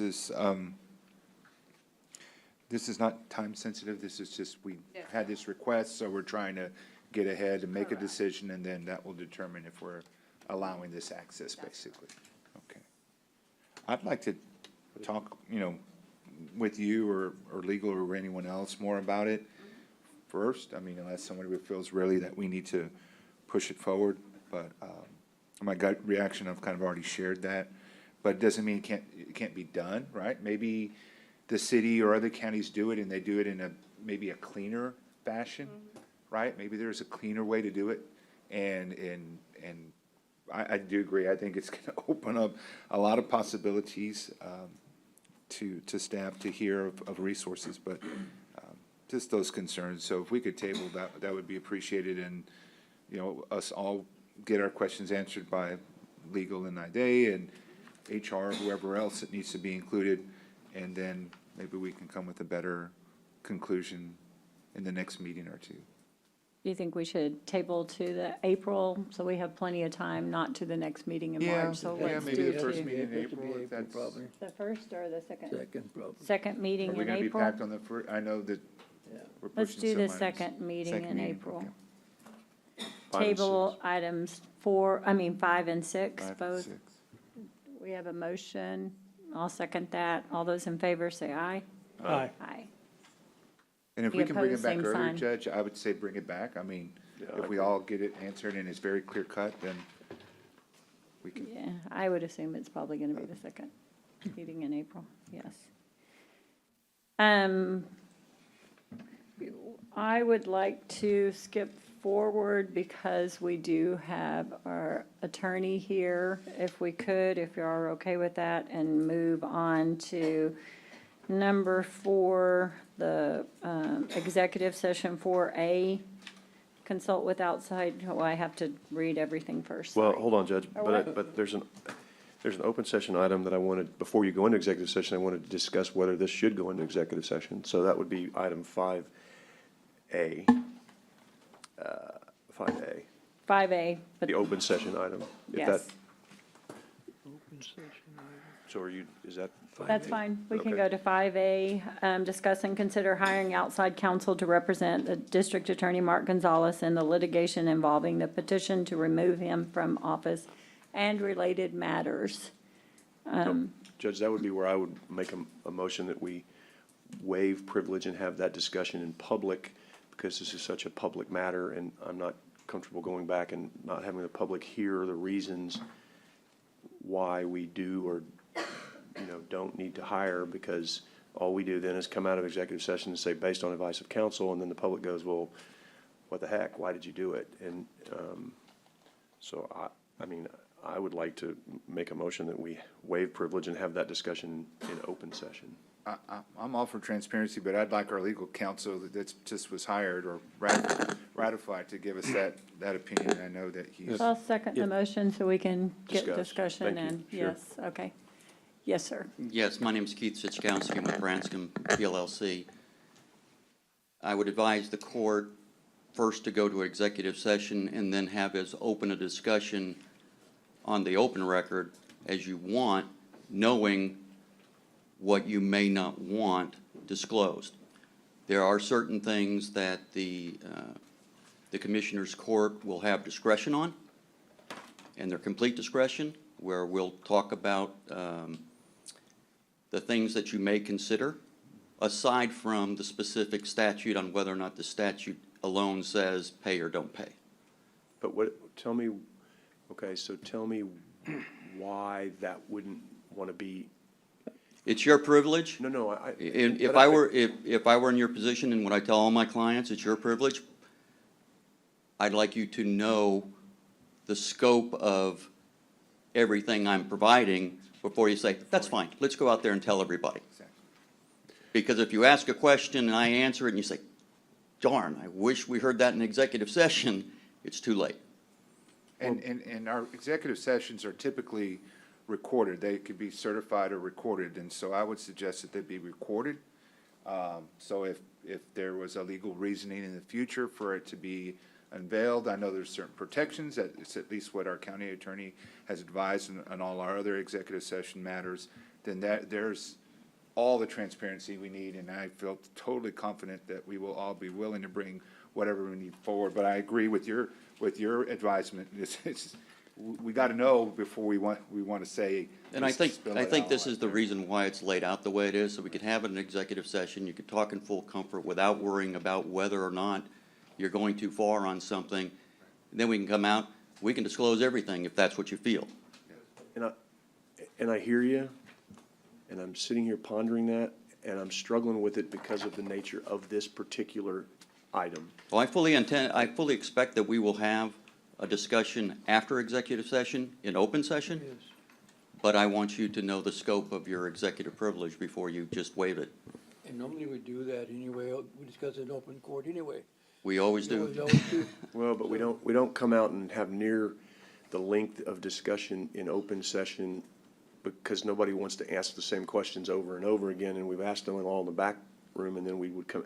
So I'm struggling with this one because I don't know, having no conversation with you and not knowing what it is that you're talking about on this discretionary stuff, I'm struggling because at the end of the day, this is going to be a very dicey decision potentially, because you just have alluded to the fact that there are maybe some gray areas, and I would want the public to know what the gray areas are, because if it's not cut and dry, then that becomes a decision we have to make as a body. If it's more cut and dry, then we don't have a choice. And then, I don't know, this is, can I just? Sometimes, Commissioner, the gray areas might be gray, but I think sometimes they need to stay gray, because if we say something that we're not supposed to say, and it's gonna come back to us later on. So we just, and I agree, I think we should know exactly what we're gonna be voting on, what we're gonna do, what options we have, and we can always come back into, an open session and say, hey, we voted for this because of this. I think our vote was because based on this facts, based on this information, And not just people will know based on exactly where the, we came from and why we voted for it. I mean, we don't have to ask the same questions, but we can always say, we supported this because of this. I mean, I myself think that I don't want to find ourselves saying something that we're going to come back and say, well, we shouldn't have said that, or maybe we just weren't sure about what we were going to say, I'm willing to ask the same questions so we Out can get the same afterwards. response out Yeah. here. I mean, time is, we got all the time we need on our side to have the discussion in executive session and come back out here again. And also too, I mean, I get transparency, but at some point, as elected officials, I would hope people have the trust in us to put us up here that we exercise good discretion. And I think one of that is to protect our interest as a county and the interests we represent, which is the taxpayers, but that we're not up to any shenanigans. We're not up to anything to try to hide any information from the public. I just feel that the information we should receive should be unfiltered, that our attorney that's been hired feels comfortable in providing it to us, and then we'll come back out, and what we can say, we will say, and if there's something that would be, anything that would hurt the county in general, our interests, that we would be advised not to share that publicly. But everything else that we can, and I would assume or hope that most everything you can. So, Yeah, I hear what you're saying. I agree with Commissioner Maris. Yeah, I don't disagree with that theory, other than what the nature of this one is. Like, in theory, I would make that same argument on many occasions, but boy, this one is like so different. I've never done this. I've never had one like this. We've never had to talk about, what we're talking about today, and it's uncomfortable. And you're right. I guess I'll Pull your motion I'll back? just, because it's the will of the, well, I don't, let's just, I still think, I'm gonna stay with the motion, and then y'all can just vote me down, because I really feel like we need to have this one out in front. I'm nervous as heck about going behind the scenes on this one without having it, so. We have I'm a gonna keep my motion and a motion. second. All those in favor say aye. Aye. Any opposed? No. No. The motion fails, so Was it a 4-1? 3 to, I seconded the motion, so I have to vote for it, yes. You don't have to. It was 2 of us, yes. So now we will go ahead and go into executive session, since our attorney is here to get this done. Did you? Judge, if I may, Yes. I need to recuse myself during the executive session, but I'll be outside if y'all just let me know when we get back into regular. And Connie, before we go, are we able to record in there, or do we need to stay here and clear the courtroom? Let's go. Recorder? For executive, What you're good? executives? Yes. No, let's Okay, we're definitely good. go in the other. Okay, Is that that's the only executive session we have today? yes, Wow. yes. Oh, special. So, then public notice is given, the Commissioners Court may elect to go into executive session anytime during the meeting to discuss matters listed anywhere on the agenda when authorized by the provisions of the Open Meetings Act, Chapter 551 of the Texas Government Code, to the extent there has been a best practice of distinguishing items for public deliberation and those for executive session. The public is advised that the court is departing from that practice and reserves the right to discuss any listed agenda item in executive session when authorized by law to do so. In the event that the Commissioners Court elects to go into executive session regarding an agenda item, the section or sections of those Open Meetings Act authorizing the executive session will be publicly announced by the presiding officer in accordance with the authority of Government Code, Vernon's Texas Code, Section 551.071, 551.072, 551.073, 551.074, 551.0745, 551.076, 551.086, 551.087. The Commissioners Court will hold an executive session to consult with attorneys, including matters related to litigation, deliberate regarding real property, prospective gifts, personnel matters, including termination, county advisory bodies, security devices, and/or economic development negotiations, and other matters that may be discussed in an executive session. Upon completion of the executive session, the Commissioners Court may, in an open session, take such action as appropriate on items discussed in executive session. We will be on item A, consult with outside counsel to discuss potential attorney fee obligations to the county relating to the removal proceedings involving the current Nueces County District Attorney and related matters, Texas Government Code 551.071. It is 10:32, and we are going into executive session.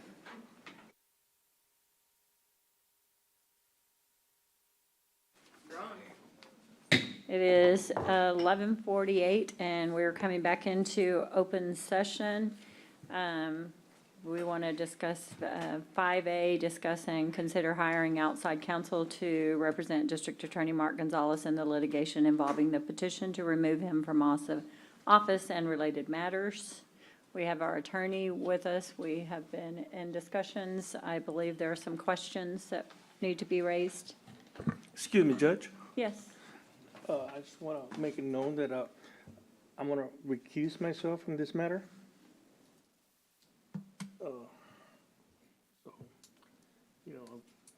I have interest in the DA's office. I'm Speak in sorry. the microphone, sorry. I'm sorry. Yes, I just want to let it be known that I'm going to recuse myself in this matter. Okay? Because of the relationship that you have. Yes, there. ma'am, there's a Yes. relationship with me in the DA's office.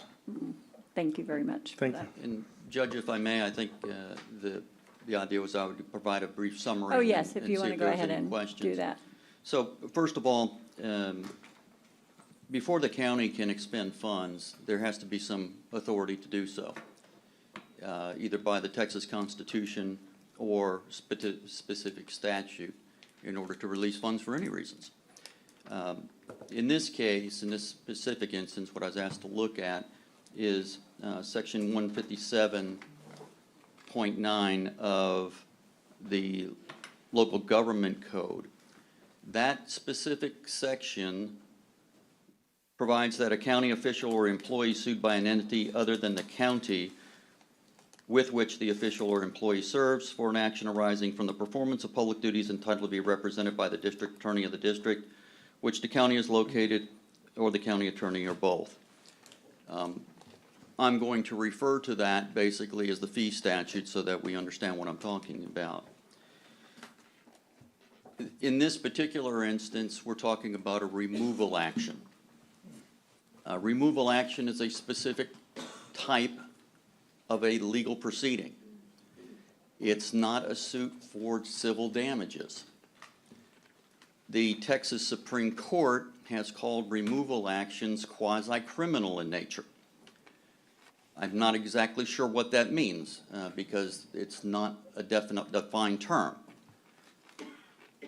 But what we do know is that courts in the state and the Texas Attorney General have recognized that Section 157 does not provide for the county to provide coverage for a county employee or official relating to criminal prosecutions.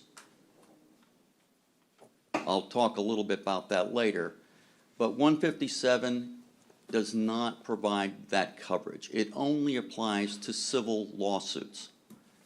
The question, therefore, is whether or not a removal action under Section 87 is a civil lawsuit. It follows civil procedures like other civil cases, but again, the Texas Supreme Court has called it quasi-criminal. There is no definitive answer on that, either in AG opinions or in case law. The second issue, which is more definitive, is whether or not the district attorney is considered a county official or an county employee with regard to a removal action. For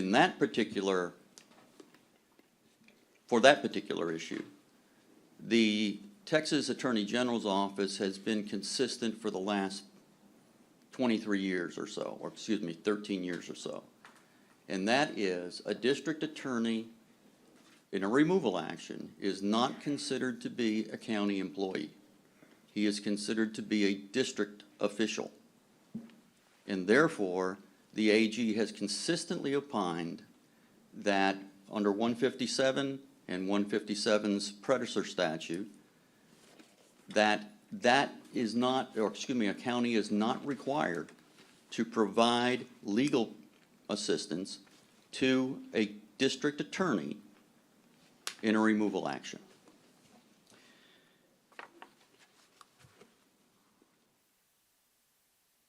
What I would suggest, and I think we discussed this and it'll be my next step, is to pursue specific instructions on the Attorney General, both on the nature of a removal proceeding, as to whether or not it is a civil suit or a quasi-criminal matter for which 157 doesn't apply at all. And again, reaffirm that a district attorney is not a county official for the purpose of removal statutes. My opinion is that the Attorney General's office will continue to be of that opinion. The last opinion I looked at was not that long ago. So I doubt that that's going to have changed. But it's still a good idea, I think, to get clarification on the nature of a removal suit just because they're out there and they're happening. Excuse me, you stated in there also, these opinions had been from as far back as 1990, I believe. There were several opinions on this same. Yes, 1990, a Texas Attorney General opinion 1276, 1990. noting that the predecessor of 157 did not apply to district officials. Plain and simple. All the way up, it's been consistent, up until the last one, I think used. It was 2007, 2010, so it's been readily consistent, and in a very recent opinion, it wasn't part of the holding, but it said, we've consistently said, and then listed that. So I don't anticipate the Attorney General changing its opinion, since there are no court opinions specifically deciding the issue. As I pointed out, though, a district attorney wears different hats. So specifically, I'm focusing on the Attorney General's opinion with regard to the provision of providing counsel or paying for an attorney to a district attorney under the fee requirement statute. So whether or not he's acting as a state employee in another case or decision maker for a county in another matter, it's going to depend on which way his hat's being worn. Also, like, make sure we get some clarification on the, we talked about the bond issue. Also agreed some clarification on the bond, whether we do or we don't. Well, Where do we stand? and let me with address that a little bit differently, if I may, Commissioner. Sure. The 157 is an entitlement. If the district attorney falls within 157, the county pays. It's an entitlement. As I said at the beginning, the county has to have authority to expend funds. The county has a common law authority to expend funds when it finds basically that it's within the best interest of the county to do so, and not for a particular individual. In this particular instance, in the removal proceedings, there is a bond that has to be filed when the proceedings start. I have not looked into the nature of the bond. However, as we discussed, that might be something appropriate for the county to consider going forward as to whether or not there's an appropriate reason to exercise any discretion or how much discretion. So I've been tasked to go ahead and review the bond issue and determine the amount of the bond and what happens with that bond under various circumstances, and I'll report back to the county on that. Thank you. The other thing that I just, I think, wanted to mention, again, is getting back to the common law matter of the county, making those decisions, and that's going to have to be a decision that the county makes later, most likely, because we don't know what quasi-criminal proceedings means. And if this was a criminal proceeding against a county official, 157 would not apply. So there's no entitlement for the county to provide counsel in a criminal matter. The Attorney General has also said you can't provide counsel if the person's guilty, which means you have to wait until the proceeding's over to decide basically a reimbursement sort of a thing. If that's what the county decides, it's in the best interest of the county and not necessarily in the particular interest of the individual involved. So whether or not you want to consider that, how much, the bond would be an appropriate thing to know, because if the bond is a significant amount and it is paid over to the district attorney at the end of successful proceedings, you would want to know that. Okay. Sounds fair. Yeah. It sounds fair. So appreciate that. Commissioner Chesney, you were wanting to speak, or what? No, I'm good. I mean, if I think he's presented it, and do we need to formalize that in a motion, or do we need just to get further Well, I clarity? think I don't know. Just come back with further. I'll just come back and I'll do the review on the bond issue, and I'll probably have to get with the county attorney's office to issue the request for an opinion to the Attorney General.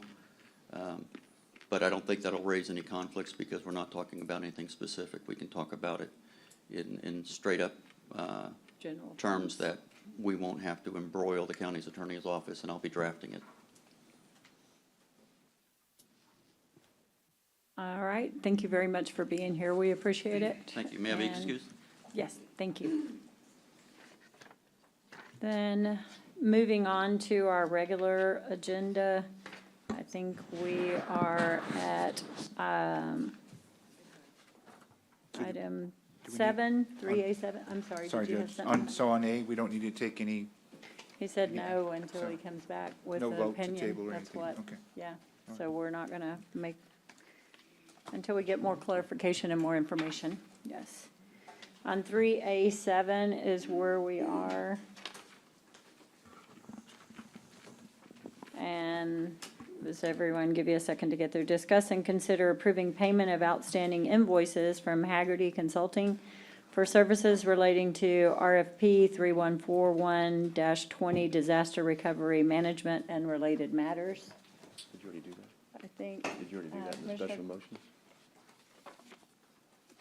Is that yours, Joe? This is Haggerty. We pulled those out of the special motions because he wanted them separated. Yes.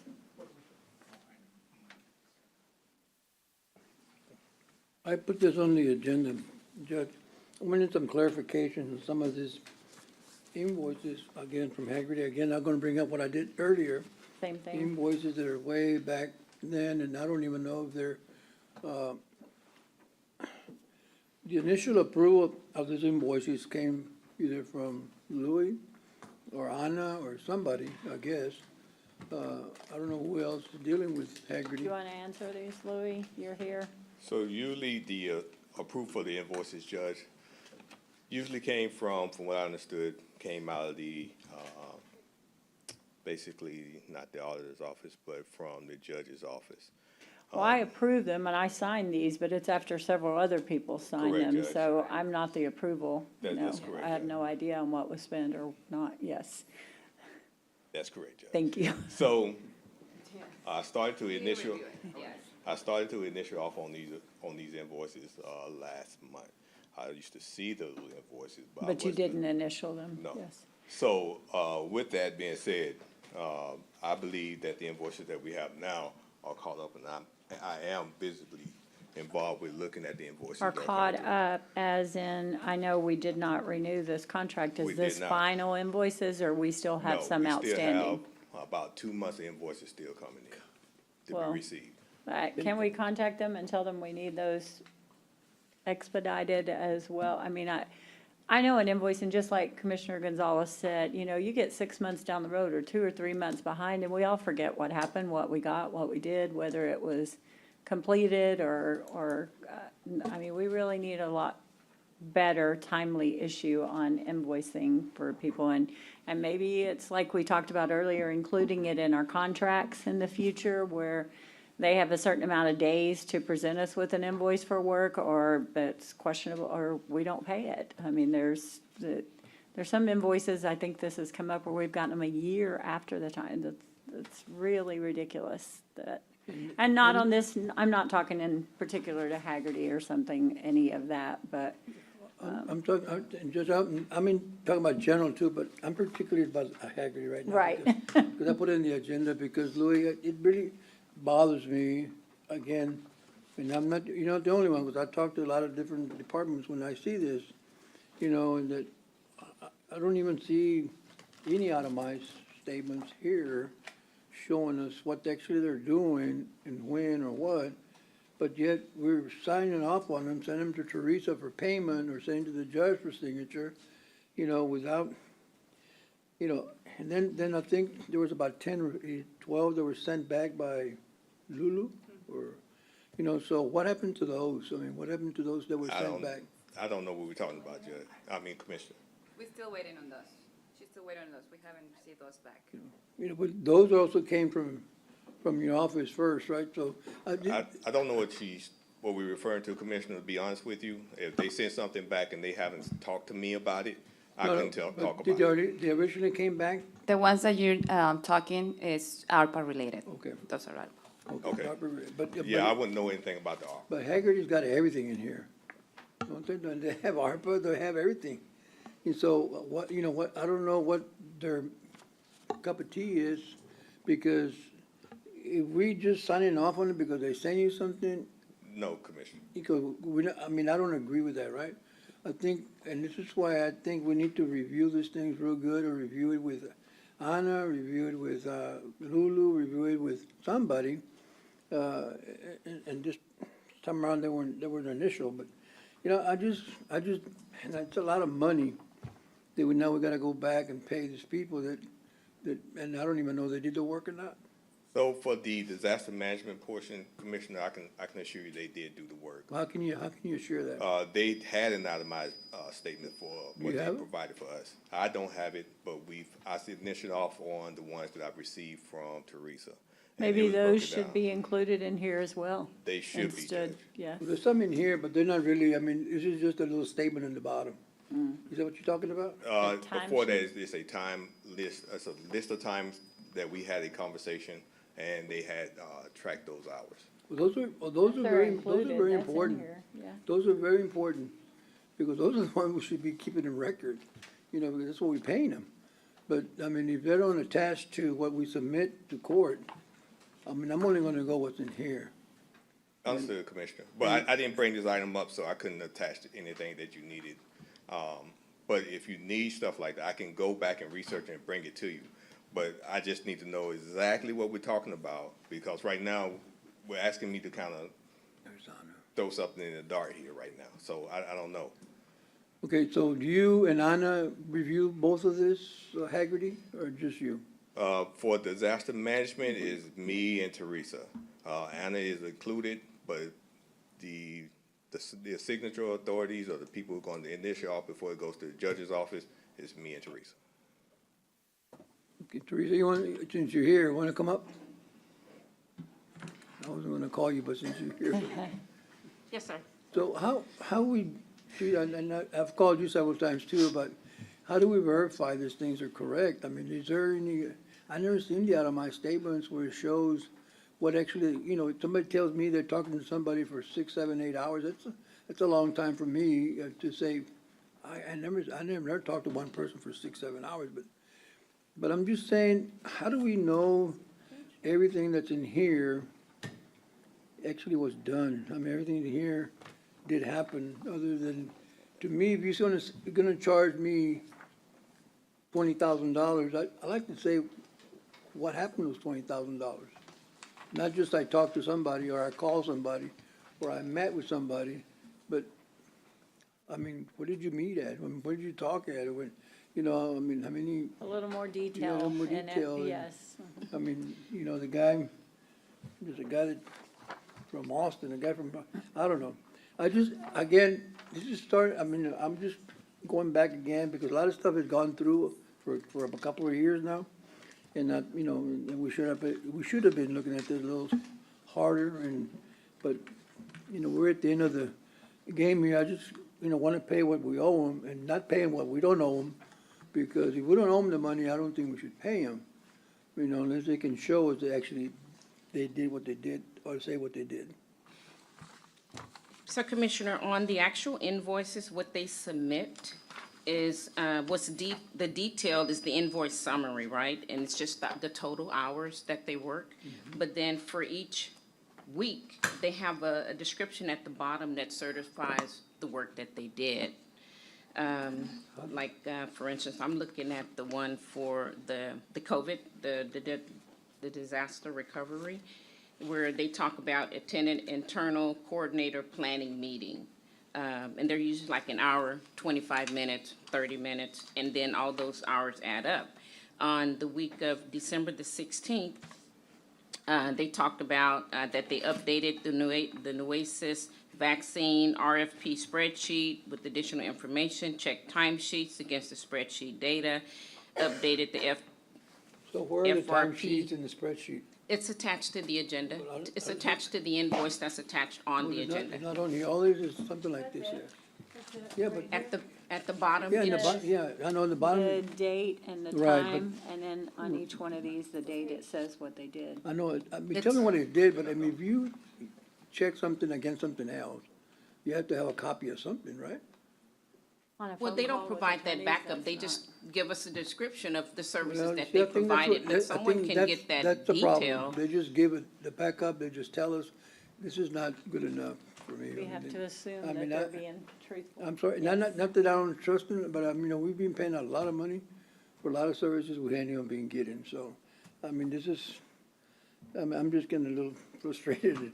All this money that's going out, and I don't think all the services are coming in, my opinion, but I just, again, I just, we're gonna get rid of them, what do we owe them? Just pay them, or bring it forward to us, and what is the balance?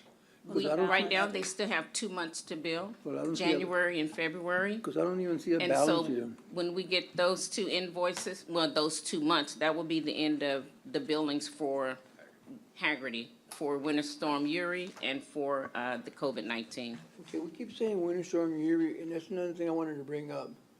I thought Winter Storm Uri was already gone, already done with, why are they still building us with that? That happened, what, 5 years ago? 4 I years think- ago? You're talking about 2 months I of believe Haggerty is still invoices. I would working think they on, were for January I and guess, February, finalizing not all those 5 documents. years I mean, ago. okay, go ahead. That's ridiculous. So you're right, Commissioner. It happened a while back, but we were still doing things through FEMA with Haggerty for recovery of funding for Winter Storm Uri. So we wasn't quite complete yet. We're close to closing out Winter Storm Uri altogether. And then we're close to also trying to close out COVID-19. We're still going to go forward under the county without Haggerty to retrieve funding for Well, things we paid out for. Let me, honestly, I think that y'all can do exactly what Haggerty's doing. I think you and Anna and, everybody else can do exactly what Haggerty is doing, requesting the information, calling, making a phone call, good, but that's what it's all here. It is at a point, Commissioner, that we could possibly do that, but at the beginning, we cannot. We do not have the staff to do it. We'll be fighting a disaster. How much staff do you need to make a phone call? If you take Haggerty, for instance, in order to start a recovery process under them, they had a full staff, a full team that we don't have. They brought in like 5 additional people, and they have 5 people working for Well, them. you know what, Louis, I don't see work here for 14 people. I'm sorry, but I It see work doesn't- here for 2 people or maybe 3 people. And I understand, Commissioner, it looks like it's not a lot of work until we're going through a major hurricane or a major disaster, and we have to try to get all this stuff But together. we're already past that, man. This is what really worries me, that we passed it already, and here we're still paying almost the same kind of money we've been paying from the beginning. And. That's a good for point, what- for Commissioner. what I service? see your point. I don't understand just where we're going with this thing, but this is ridiculous. We just need, But I'm frustrated. I still say this is an issue with our contracts, and we should have more detail and information requested in contracts and items. I understand FEMA is different. I've lived through Hurricane Harvey over there. There are people over there that are still getting back in their homes. It does take a long time to get approval for monies for that. It took us a long time to get our roof fixed and some other things that we did.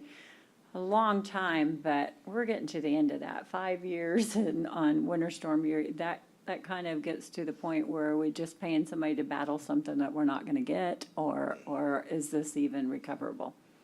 So with Haggerty, we already sunsetted that contract, so we know that they're gone. Yeah. We are able to do that with our staff here. Now, at to this kinda- point, But yes. before then, we could not have done it. Well, since it's been so long, and we're talking about these issues that happened so long ago, is there a way to contact Haggerty and tell them, we would like to finalize our bills? Was there a way to contact them? And, if you're talking about stuff that's happened a long time ago, they're not currently fighting these. They aren't making these phone calls on our behalf can because our request it, contract has ended.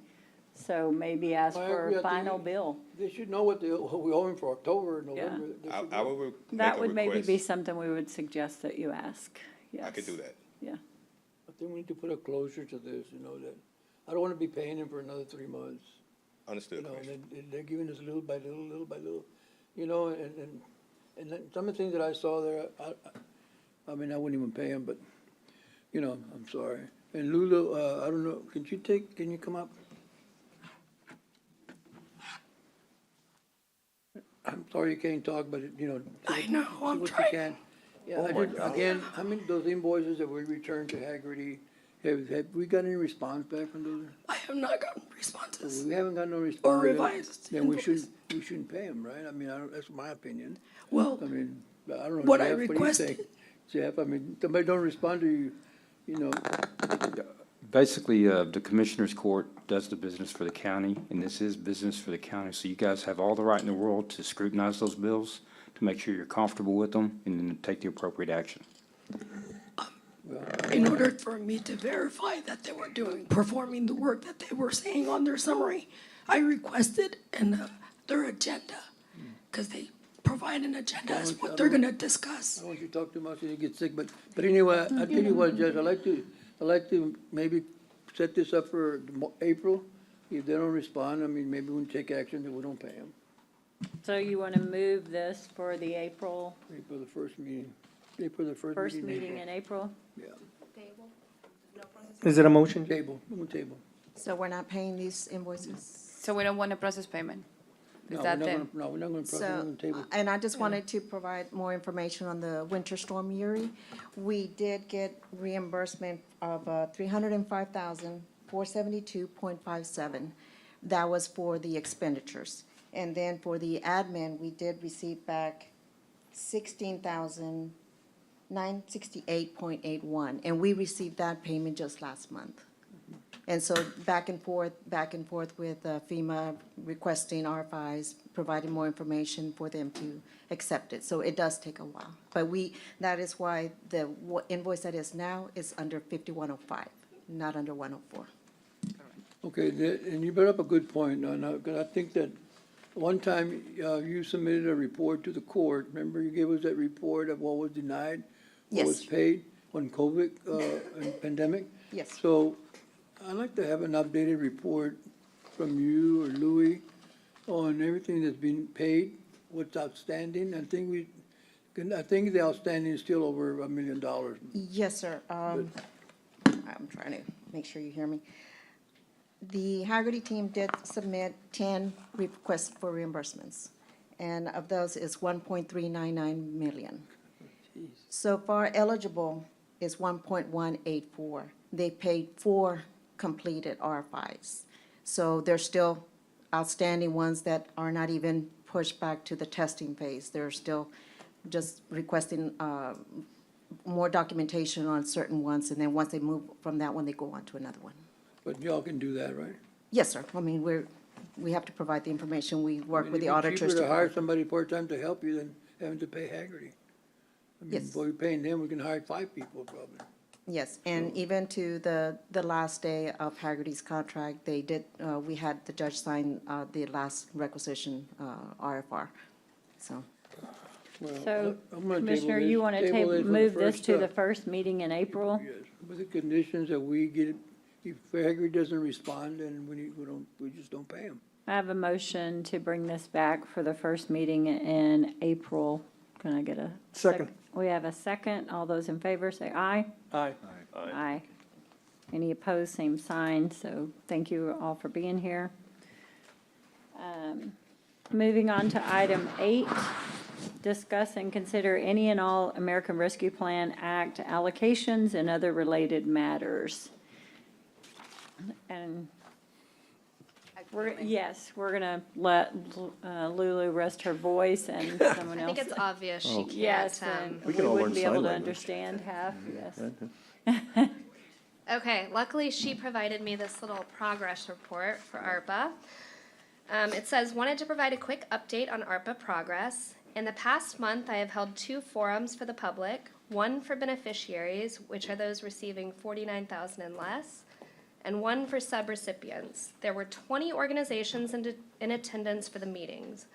Since those forums, we have held 15 meetings with individual organizations to help them decide which category, beneficiary or subrecipient, best fits their needs, and to help them through the application process. There are 5 organizations that through this process qualified and are on your agenda to approve for payment.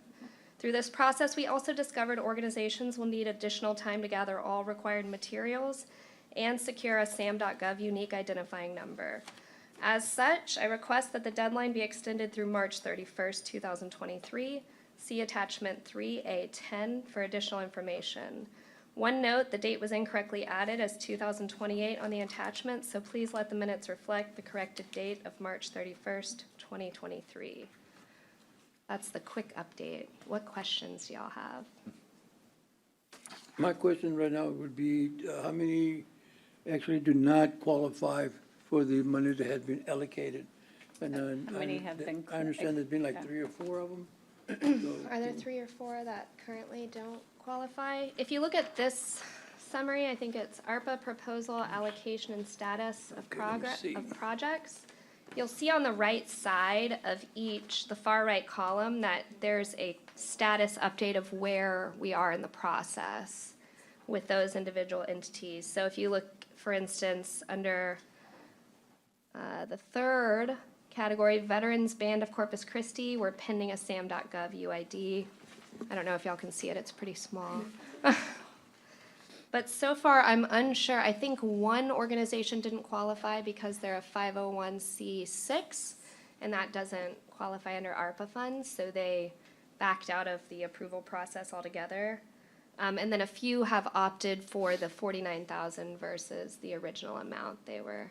And who are the ones that don't qualify at all? Don't qualify at all. They, So I think there were a couple, 2 or 3. Yeah, so far, the Black Chamber of Commerce, they were the 501c6. The NAACP is a 501c4, but they have a foundation that's a 501c3 set up with them, so we're currently working with them to see if we can apply under the 501c3 as opposed to the. And then there was another as well. The 2. chamber. I don't see them here, though. There was one that there's a scheduled meeting pending, but I don't know that it doesn't qualify, or that we have enough information. They're missing 990 filings, so they may have lost their not-for-profit status. Oh, Instituto, this is Instituto de Cultura, the one that she's talking about right now. Yes. And there's a meeting scheduled with them, I believe, on Friday. But you have another separate sheet here that explicitly outlines the Bob Hall Pier allocation, says it is not applicable. I think that's what I was getting at. What does this mean? So Yes. I'm looking at that one now. Yes. Okay, the Bob Hall Pier ARPA allocation. So what this one sheet summary does is it walks you through the eligible categories. And basically, if you look at it, categories 1, 2, and 4, it does not qualify for those. It would qualify under revenue loss. That being said, you have a 10 million cap on what you can spend in that category, and it would also have to be complete by 2026. So that could also prohibit it from. Wait, say it again. Why is The the first part. revenue loss come to, go ahead, sorry. No, it's okay. I'm sorry, Judge. I think I interrupted your questioning. Go ahead. I was wanting to know how, the revenue loss I thought was because of the hurricane, not because of the pandemic. I thought that was clear. Right, and that's a little bit confusing. So the Yeah. way you calculate revenue loss has to do with the revenue the county lost during the COVID pandemic. But what Doesn't the matter what funds the can be cause used was, for, if they correct. lost money during the pandemic. Right. Go ahead, Commissioner Chesney, I'm sorry. Okay, so is it your opinion that the money allocated, that the prior judge and myself allocated for Bob Hall Pier qualifies or not? It does qualify if it's complete by 2026. If the pier is complete by 2026? Right, that's Tell where me- it could get. Tell me how it qualifies again? Under revenue loss, it can qualify under that category. That's a very broad category that can cover most governmental services that a county would provide. So under that category, you're limited to 10 million, but you can use part of that 10 million to fund the amounts that you originally allocated. How much do we already have in that category? If you're limited to 10 million? 26 million. Yeah. Dale, do you know how much? 28 million. We haven't really spent anything from that yet because there was a lot of issues of how much we're going to try to do because the revenue loss category is a category to try to cover most areas that don't cover everything items. We have not spent anything out of that area yet. But as I said, there's been a few $1 million allocated to certain areas that are there, and we are still researching some of our transactions that we've expended that may have to be moved back to the revenue loss because it may not cover one particular area for drainage. It covers the entire county, and then it's considered revenue loss. And so, do we have to allocate this a specific way to allocate it under the revenue loss? Because in the first paper we got, and I can understand why Commissioner Gonzalez puts this on the agenda, it indicated that we didn't think the Bob Hall Pier money was. I thought that's what that first paper said. And so something has changed since that Right. first paper? So that's another thing that we've kind of had to work through together. So there's two different hurdles you're trying to get over. The first is, does it qualify? Yes, The it first qual. what? The first is, does the expense qualify? Uh-huh. And the answer to that is yes, you could use revenue loss to fund it.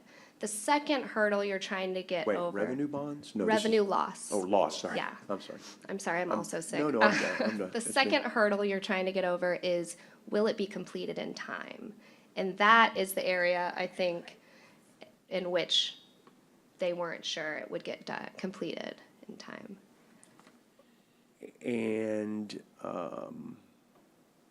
what was the reasoning in that first, and I called it a white paper, it was just whatever you provided, what was the reasoning that you thought it wasn't qualified? Because did I read that wrong?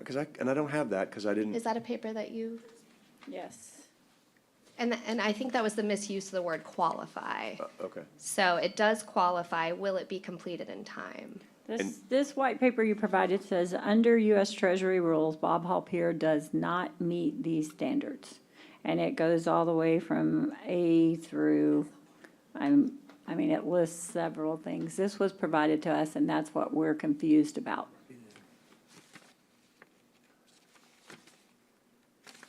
Because under.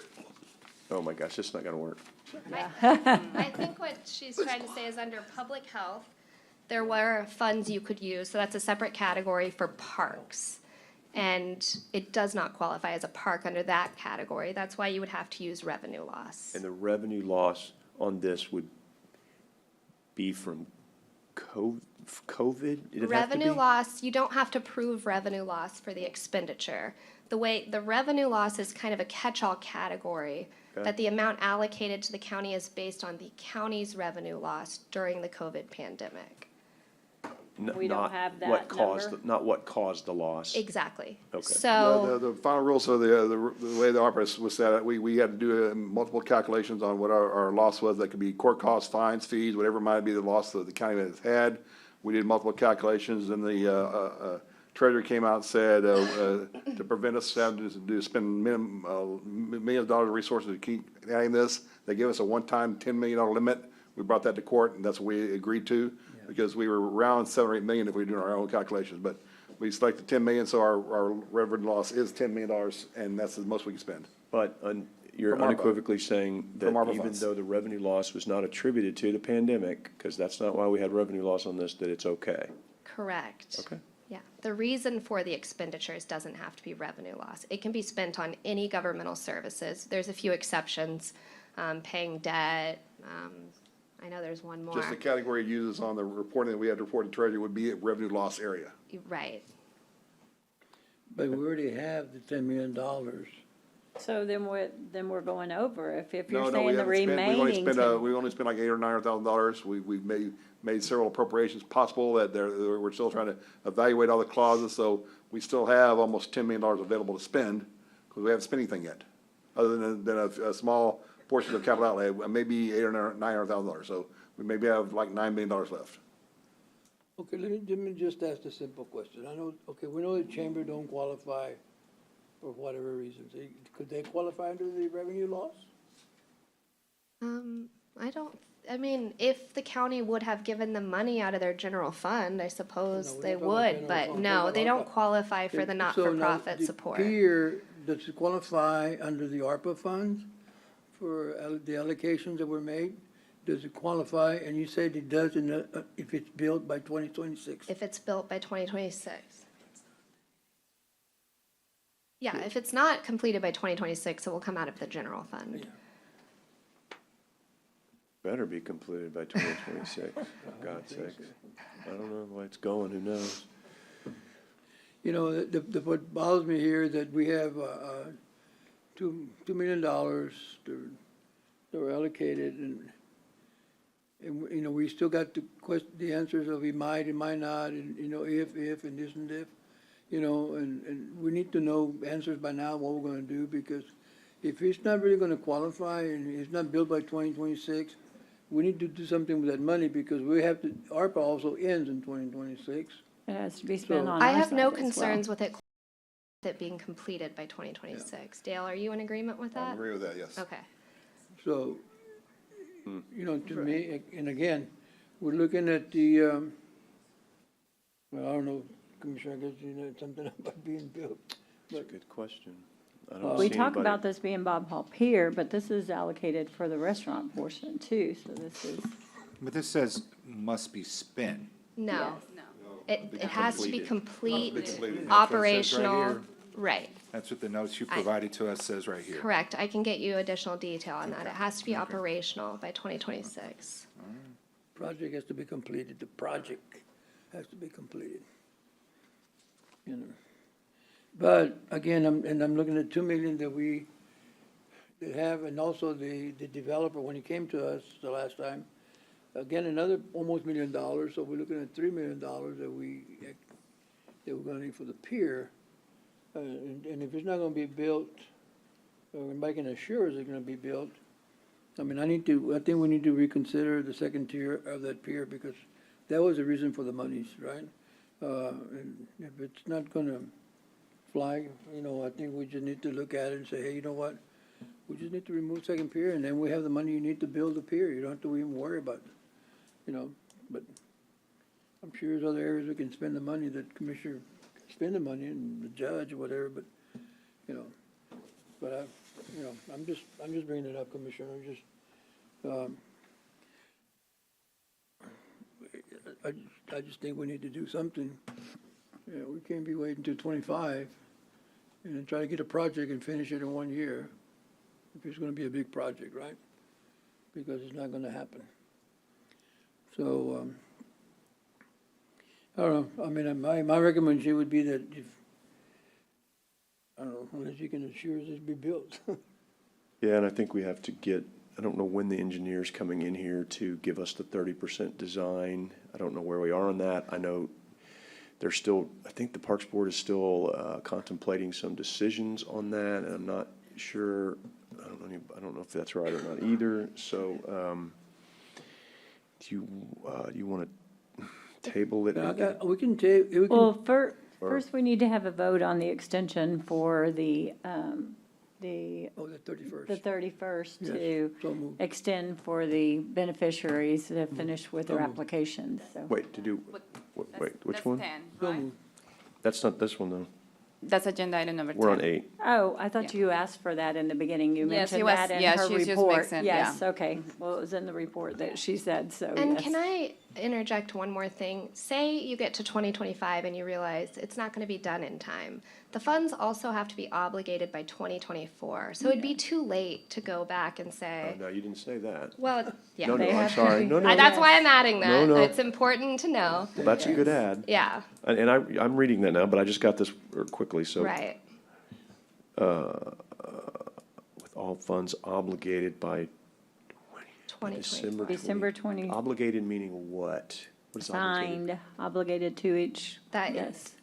so basically each quarter, we do a progress report where we submit to Treasury what we've decided to spend those funds on. Which we've done. We've obligated And so these by funds. December 31st, 2024, you couldn't go back and say, oh, we're not going to use this 2 million on the pier because we don't think it's going to be done. We can use this 2 million on something else because it would have already been obligated. So we'd have to, so the decision is by December 31st of '24 is our Correct. drop dead on the obligation of these funds, right? Correct. Okay, so that's a good number to have. So that way, we really need to put on the agenda then, Parks Board needs to finish up whatever they're finishing up, and we need to get the designer or the engineer back in here and the consulting engineer and tell us, okay, what is a hard and fast date of finish on this pier?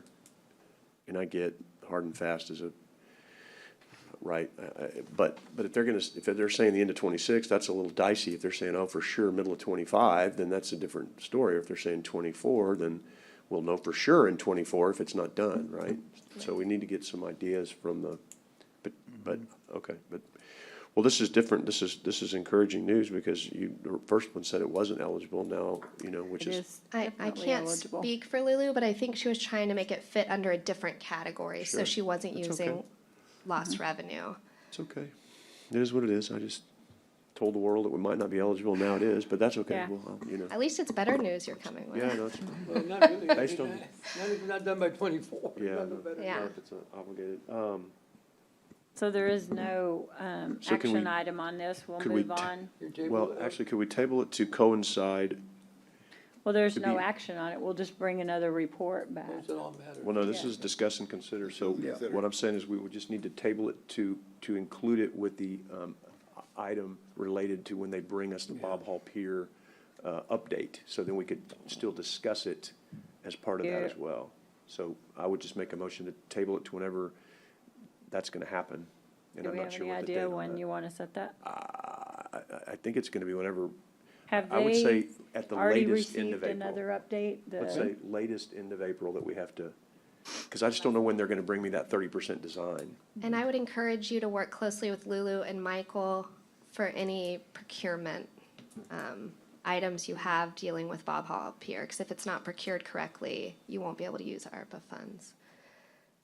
Right, but I think that one is, we have to go through whatever our normal procurement is, and I think we're gonna do that with the pier Okay. for sure, so that's not a, Scott's well aware of that That's- yeah. process as well. Yes. that's not a question for, Yes. yeah, that's not a, yeah. So your So motion So is to table bring it- this table back. For the second meeting in April? We're Yeah, tabling everything. I think that's just to give us, yeah, if that's okay with you. Yeah, it's fine. Table We it. have a motion to table and bring this back to the end of the April meeting, the second April meeting. And to also have the Bob Hall Pier update from the Develop. engineers, developer on that to come in and give us a report at the same time. We have a motion and a second. I assume you did that, Commissioner Gonzalez. All those in favor, say aye. Aye. Any opposed, same sign. Moving on to A9, discuss and consider approval of the American Rescue Plan Act subrecipient policy checklist and internal ARPA funds. This is just a document that states what they have to turn in to you in order to be approved on this, and you have a copy of it in your packets, everyone. I would make a motion to approve. We have a motion and a second. Is there any discussion on this? All those in favor say aye. Aye. Aye. Any opposed, same sign. Moving on to item 10, discuss and consider extending the American Rescue Plan Act ARPA beneficiary nonprofit application submittal deadline due to the SAM.gov Federal Registry delays. And that's for the smaller ones. And I think your date was March 31st, to extend it through March 31st. Do I have a motion on that? So moved. Second. We have a motion and a second. All those in favor say aye. Aye. Aye. Any opposed, same sign. Judge, I Yes. apologize, I meant to do a cleanup on number 8. Can we go back to that one real quick? You tabled it. I know, so can I I withdraw my thought you can't do table? anything with it if you tabled it. I thought we'll have to discuss later. Oh, actually, it's been tabled. Yeah, I can't reconsider it? No, I don't think so at this I don't time. think you can do anything when Okay. you tabled it. We're not really Fine. supposed to Well, have all that's the okay. discussion we did. Okay, that's fine. Okay. I accept the ruling. Moving on to item 11, discuss and consider ratifying the hiring of outside counsel Brian Gaudet with Kilpatrick Townsend and Stockton LLP regarding completion of energy savings performance projects used to the county's capital improvement program. So moved. We have a motion Second. and a second. Did we have any backup Any documentation? discussion? It's in there, John, Did we have it? Maybe it Yeah. was. the contract. They're just helping us to get through with the completion of that job. Okay. Let me see. 3811. Do you have any other questions? It's in our agenda packet though, John. Is it? Okay. Yes. That's what I'm looking through the attachments I have. Oh, sorry. I try to do it all on that, so I don't have papers. Okay, thank We you. have a motion and a second. All those in favor say aye. Aye. Aye. Any opposed, same sign. The motion passes. Thank you. Moving on to item 3A12, discuss and consider the next Commissioners Court meeting date is March 22nd. Just for announcement or for you to mark on your calendars, we have the state of the county is scheduled for May the 18th for you to put down. Anyone else have any conflict with the March 22nd or want to do anything with our dates for the next meeting? You I think said the May next 18th, six Jen? are listed on here. May 18th is the state of the county. Okay. But our next meeting is March 22nd.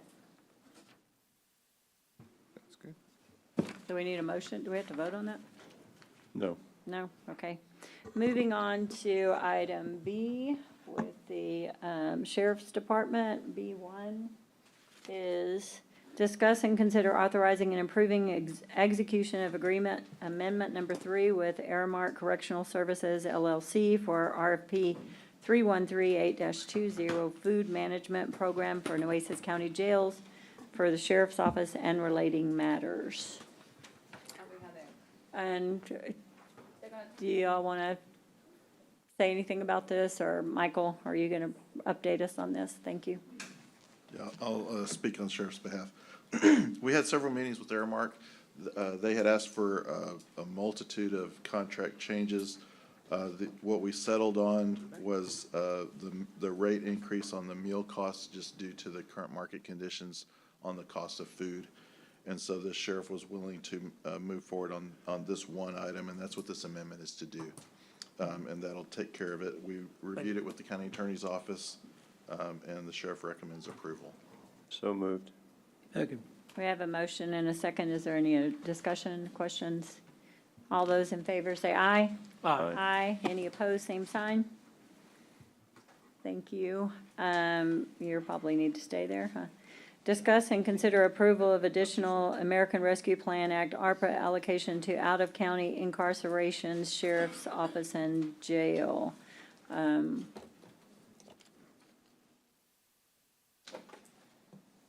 3B2, does anyone have the report on that? I know that they turn it in on how much we've been paying for out-of-county. I know also there is an issue with the repairs done in there that the sheriff cannot bring those people back to county just yet because of the work going on in there. Yes, and it was allocated before, Judge, Yes. 493,000, Yes. but it still is not enough. So they're requesting additional 600,000 through ARPA. Additional 600? Through ARPA. And this is kind of one time, right? This is not going to be reoccurring? No, it's going to go through I hope not. 2023. Just to clarify. I Yes, wanna it's make through sure that's 2023, public. and Right. then we need to reassess the next budget. Okay, thank you. Okay.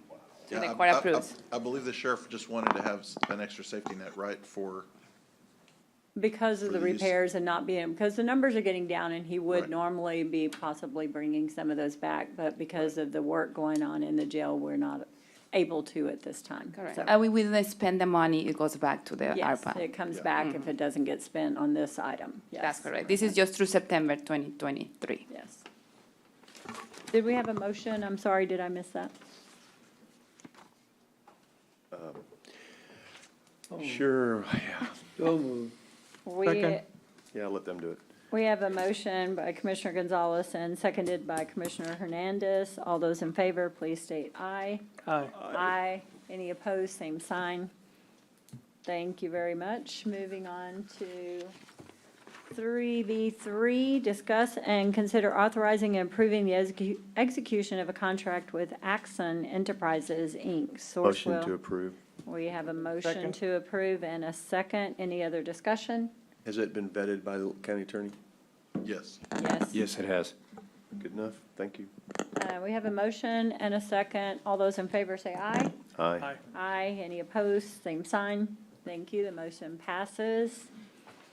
Moving on to Public Works, we have tabled the first two, number 1 and number 2, going to number 3.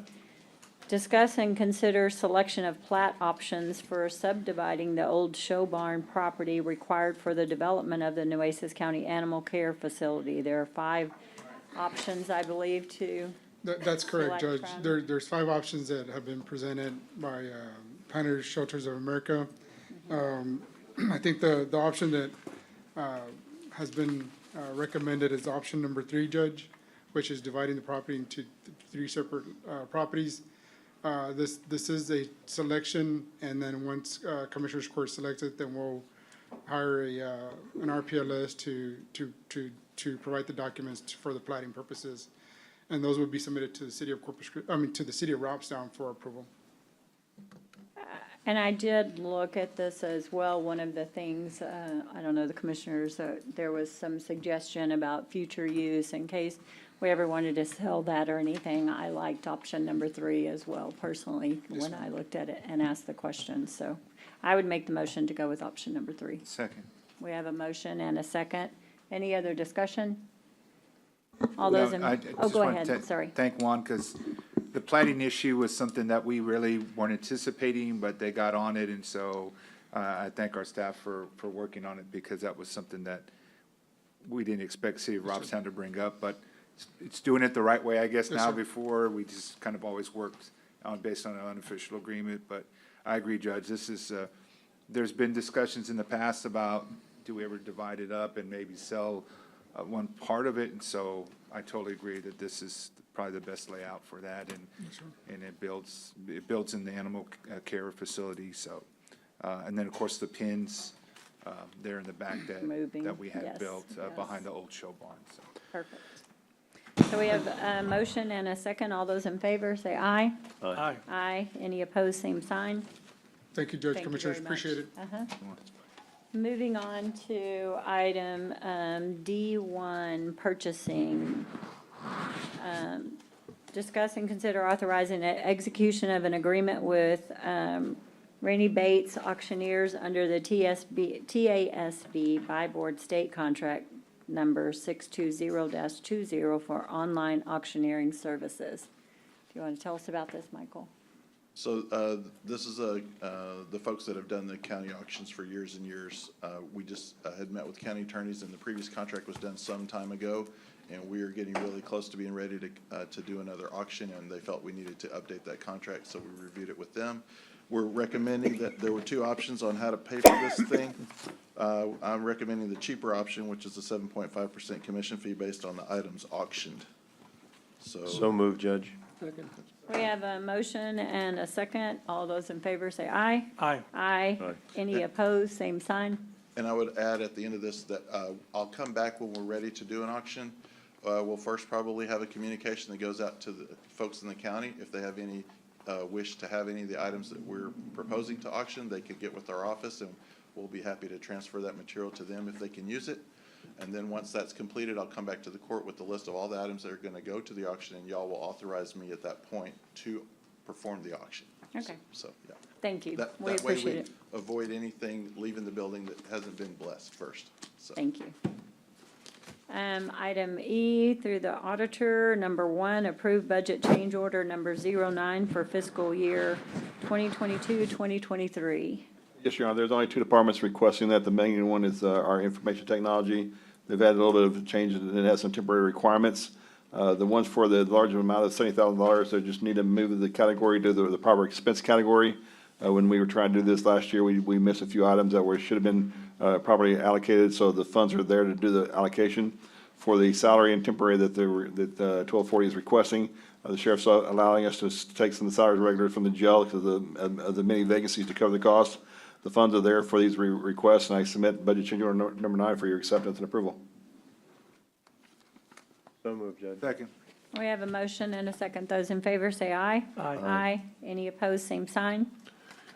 Thank you. On item E2, I have a note to table because it is related to another project that we tabled, the transferring, I think, Commissioner. For Hilltop, Yes, that's correct. Yes, for Hilltop. So we're going to table it to the same, I think we brought Hilltop back to which date? To 22nd, March 22nd. March 22nd. Second, if that was a motion? Okay, there's a motion and a second to table. All those in favor say aye. Aye. Aye. Any opposed, same sign. Now, E3, approve final budget change order number 23 for fiscal year 2021-22. Every year, we had to bring this up to you when we were finalizing our annual financial report, and that's what we're doing now.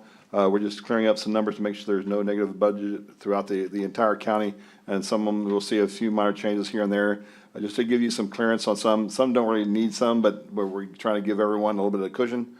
These are our balances for last year. This should make our annual financial report that we're about ready to submit in March 31st clean as clean as can be, and there should be no negative budget that we are aware of. I know it's a very long thing, but we do this every year, and we submit budget change order number 23 for fiscal year 21-22 for your acceptance and approval. I'll be glad to answer any questions you may have. So moved, Judge. Second. We have a motion and a second. Any other discussion? All those in favor say aye. Aye. Aye. Any opposed, same sign. The next, Human Resources is tabled. The executive session was just a report. We're waiting to, we are at adjournment in memory. Do we have any of those? I have one. Yes, Commissioner Gonzalez.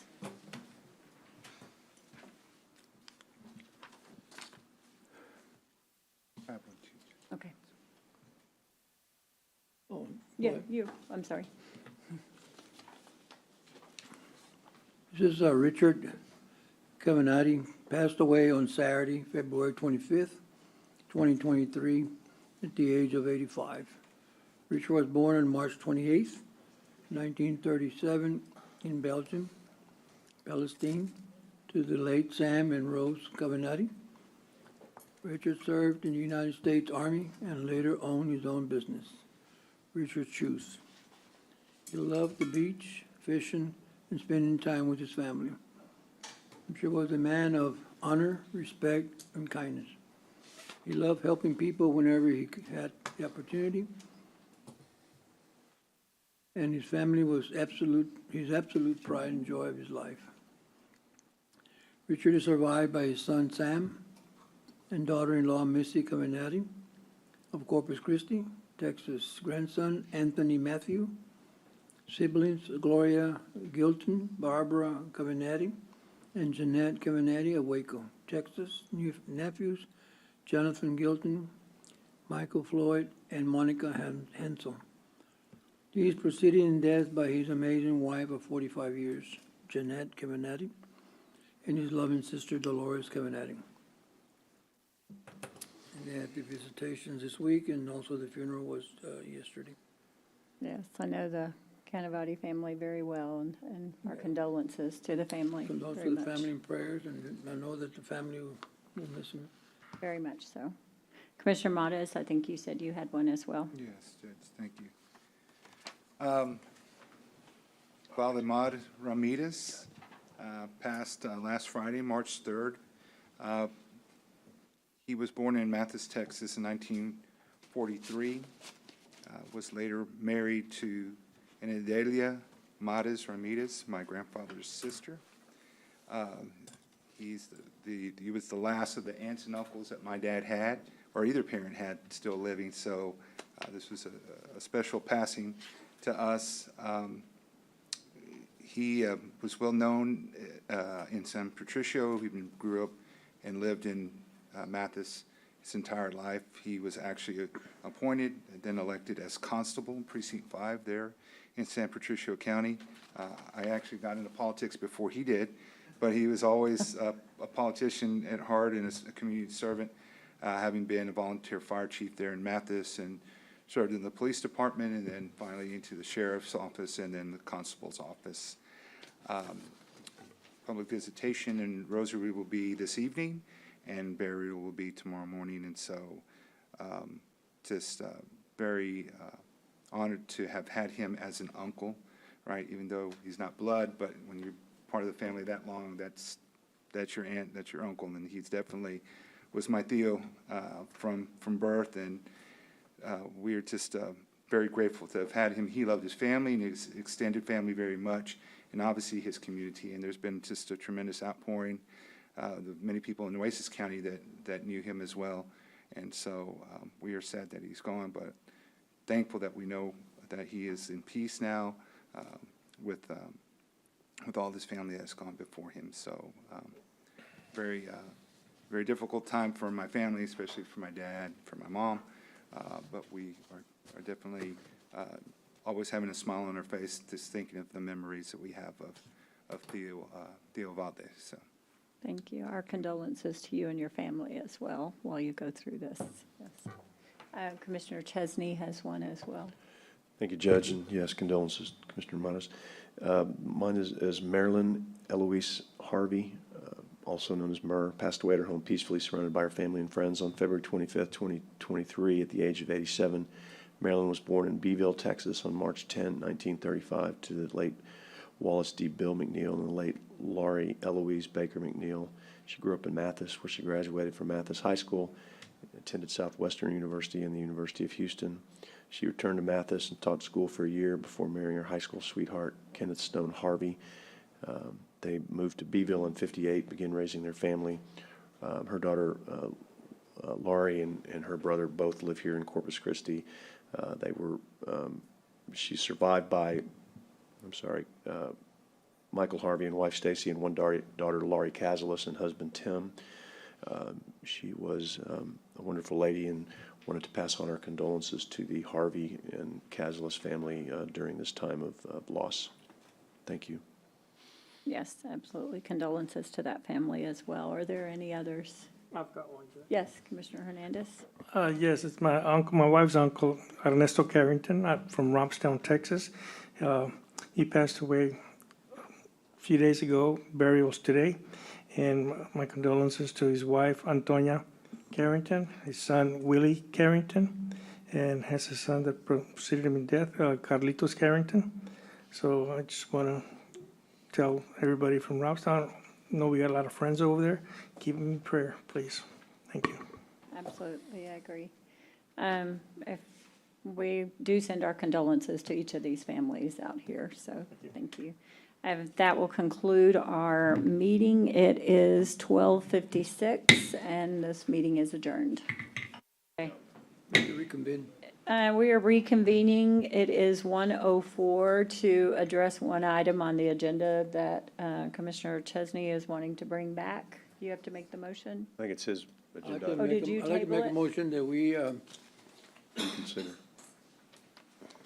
Bring back A8? yeah, we, 3A8. we rescind the table that we had on 3A. I have to do it. I'm sorry. She's telling me I have to do it because I made thought you it. Sorry. did because you made it, yeah. I'd make a motion to reconsider the 3A8, discuss and consider any all-American Plan Rescue allocations that was put on the table, and I would ask that that be a motion to reconsider. Second. And that is item 3A8. Is that what you're saying it is? Is that? Yes. Sorry. We have a motion and a second. This will require unanimous vote. Do, all those in favor, say aye. Aye. Aye.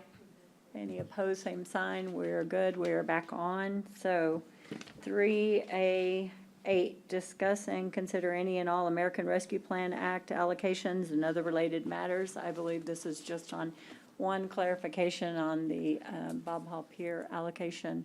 Okay. So, yeah, I mean. So I just confirm, I was talking, but did you take into consideration to Kaylin that the allocation was specific for the restaurant? Because that was a motion given last year by the court, and she did not. So we have more info because that particular specification changes the American Rescue Plan funding. Okay, and how does that change? So if it's any property that the county owns, and if you own the infrastructure that the restaurant is in, you can use the American Rescue Plan Act money for it. Any building leasehold improvements that are done that modify it to become a restaurant would not be qualified. Is that, Dale, are you in agreement, Jeff? Yes, as we mentioned, we own the entire facility, the entire restaurant, and the restaurant is a leased agreement with whoever we lease the restaurant to, but the building and the area, other buildings is all owned by the county. So can we use it or not use it? You can use it for to build the infrastructure, not for any improvements that modify it to become a restaurant. So the building itself is part of the pier, correct? Oh, you're saying the second story? is what you're, I mean. Yeah, Saying you essentially, can't yes. use it to The pier. modify anything already there, Correct. So but you would could not use be it allowed. to expand the first floor because it's a modification of the existing building, but you can't modify the second floor? Or, You can't add I another think you building. can't do it at all, it sounds like. You can't add another building on top of that. You can build the pier with the funds. I mean, we need funds to build the pier, correct? How much is the entire, we own, it's a pier, okay? and then we own a building right next to it that's the restaurant, has been the restaurant. And it was, Part of it has all been torn down, okay, but the remaining structure was also part of the restaurant. So the question is, so the funds aren't for the pier itself? correct, No. therefore the building of the second story of the restaurant, that was the specific motion made. Allocation. That we didn't have before. Yeah. I would like to get back to you at the next meeting on that. Okay, so But if we didn't have the building before, you're gonna add. I don't see where the American Rescue Plan Act would allow you to build a restaurant, if that's the question. even though it was a restaurant before, Correct. and that would be the lost revenue, because that's what we lose the revenue in. Right. So you're asking for more time to go and, I mean, I can No, no, check, but I don't see where that would qualify. and tell me why it doesn't qualify then. The county, I mean, that's where I need to do a little more research. I did all my research on the pier itself. So the county would spend its funds to rebuild a pier, correct? That was ruined by a hurricane. Correct. Would the county use its funds in a normal course of business to build a restaurant? It's Do we- not building to- a new restaurant, the building is there, it's modifying the restaurant that is already there. Well, part of the funds are already being allocated to rebuild the part that has been torn Right. down. Right. There was two sections of the restaurant, one part torn down with the pier, Okay. one part was an independent, and it's still standing. And the question, let me just clarify, the question is not the restaurant, the pier, is the second tier. We didn't have a second tier. So we gave more money to build a second tier. So that's the question that I don't think we can build a second tier. I Because it wouldn't. wasn't there to begin New with. infrastructure, no. That's what I'm getting at. So it could be used to potentially expand. Yeah. And so you already have funds allocated for the pier itself. I'm trying to think how we can make this work. Yes, we have funds allocated for the pier that are not ARPA. All of it is not ARPA. None of that. And then we allocated $2 million for the second story expansion. That was the specific motion, second story expansion of the restaurant. Already funds to rebuild the part of the first floor that needs to be rebuilt, not ARPA. Then there's the other part that stays there. There's gonna be some some refurbishment on that one. Then the specific motion was, For ARPA to build an additional. Correct. Then no. That wouldn't qualify. so that wouldn't qualify because it's not existing? Correct. Okay. And you you feel like we're I would much rather get you a final answer next meeting, Okay, that's but fine, because yeah. And that's the same thing we did with Vulcan Camp, but what was it? Broken chain Broken went chains. down. No new Yes. construction. You said no Right. because they wanted to No build new a building. construction. Everything that you improve, yes, it could, that we own, you know. because I got New that right. construction is not something that qualify on the American Rescue Plan. You said no because they wanted to build a building That's correct. that didn't exist. That's correct. That was the situation. Okay, Couple That's other why. ones. all right, well then, on that, then we'll just, I guess, still have to come back, but I think it's important that we got that information out there, because we've gone from thinking we can again, to now we can't again. So we need to clarify that so that we're clear with the public on what we can and can't do. And then Judge, I would certainly like clarification because of the funds that were allocated out of mine, that if I can use that money elsewhere, I need to move on with another project. I think we've had multiple discussions on it isn't, it isn't. Then if they do the second story, then if the erosion and the rust, it's like, so, but the next meeting, I think we need clarification and to decide one way or the other to move forward or Judge, while we have this one open, I just need to do that quick clarification on that cleanup that I missed the first time around. And that is, I need to reallocate or need to unallocate the 600,000 that was allocated to Santa Maria because we allocated the CBDG funds to that instead. So my motion for that is to reallocate that back to Precinct 4 general qualified ARPA funds, and that would be my motion. Second. We have a motion and a second to unallocate your funds that you previously allocated. And is there any other discussion? All those in favor say aye. Aye. Aye. I'd like to make a motion too that the money that was allocated to the pier for the second tier, so we're not gonna be able to utilize that money. Make a motion that the court discontinues, how do I say that, discontinue the process of the second tier, since we don't have those $2 million. I really don't have $3 million because there's another $1 million short from the developer when he saw us last time, so now we talk about $3 million for the tier. So my motion would be to eliminate the second tier of the restaurant. Second. Do we have, but that's the answer you were gonna get us, or no? That was the answer I was gonna get you. So we don't know. You're saying if that happens, then you wanna take that action, If she gets Commissioner? us the clarification that you I want just would like to wait to Yeah. hear what she has to say Yeah. before we make a motion. I don't wanna commit us now. Motion be made, and then on what she comes back with the answer. If she says no, He says we wants to can do do it, away we with can it. do He it. wants to do away with it anyway, so. Yeah. Either way, okay, let's, I mean, all right, I mean, he says we can do it, we can do it, then we. I'm good with that. to. So is that a Then we gotta go motion? back Can we and have tell that the other motion? people why we can't we do do theirs. that? So, So is your motion, so that's my motion. what is your, tell me, what is So your the motion? motion is to eliminate the second tier of the restaurant. Discussions of the second tier to eliminate that. Constructing Yeah. a second floor of the restaurant. To relieve the county of the obligation when we allocated the money for the second tier. It goes back to the commissioners that allocated those funds back into their funds. Can we do that in two motions? Like, I mean, obviously, if the court votes to do First, that, then I'm okay, but do- I don't want to vote yes. against me getting my money back, but I don't want to. Okay, Come on, man.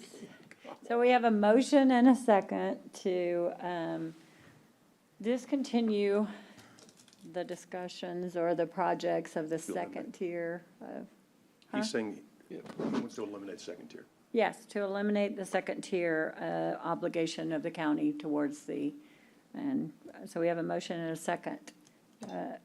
Any other discussion? All those in favor, say aye. Aye. Aye.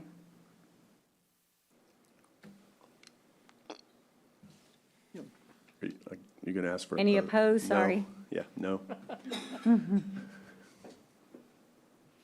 No.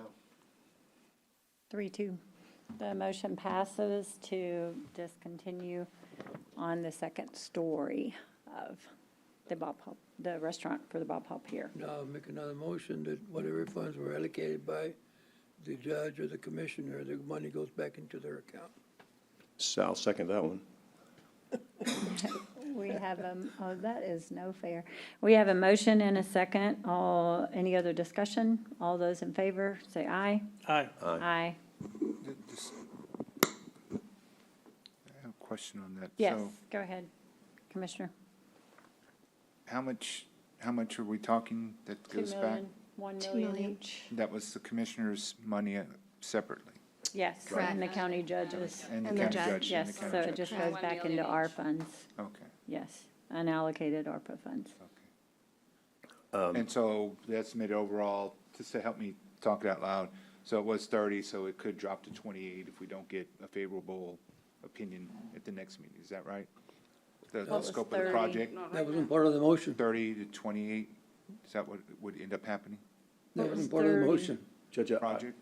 I just made a motion, I didn't even consider that anymore. No, but I'm What was just your trying to figure out where we're at with the money, so this would change the This was- size, the scope of the project, and the price tag. well, I'm gonna make a motion to reallocate mine to Bob Hall Pier, the reconstruction I of think Bob Hall that's Pier. right. That she's telling me I can do, so I wanna keep Absolutely. my my allocation, I wanna keep that in the Bob Hall Pier allocation so that the pier is not underfunded. So I'm going to make that motion that that million that was just reallocated back would be allocated towards Reconstruction of the pier. towards Bob Hall Pier construction Gotcha. and not related to. That helps me, okay, thank you. Yep. All right. Second that motion. We have a motion and a second by Commissioner Chesney to reallocate his allotment to the Bob Hall Pier, Construction. not to the restaurant. So we have a motion and a second. All those in favor say aye. Aye. Aye. Any opposed, same sign. The motion passes. Clear as mud. Yeah, I'm confused. Now, do we have any other discussion? We've already done adjournments in memory. Are we done? Anybody else, any allocations, any money? It is 1:17. We are now closed. The meeting is adjourned. Turn us off. Get everybody gone.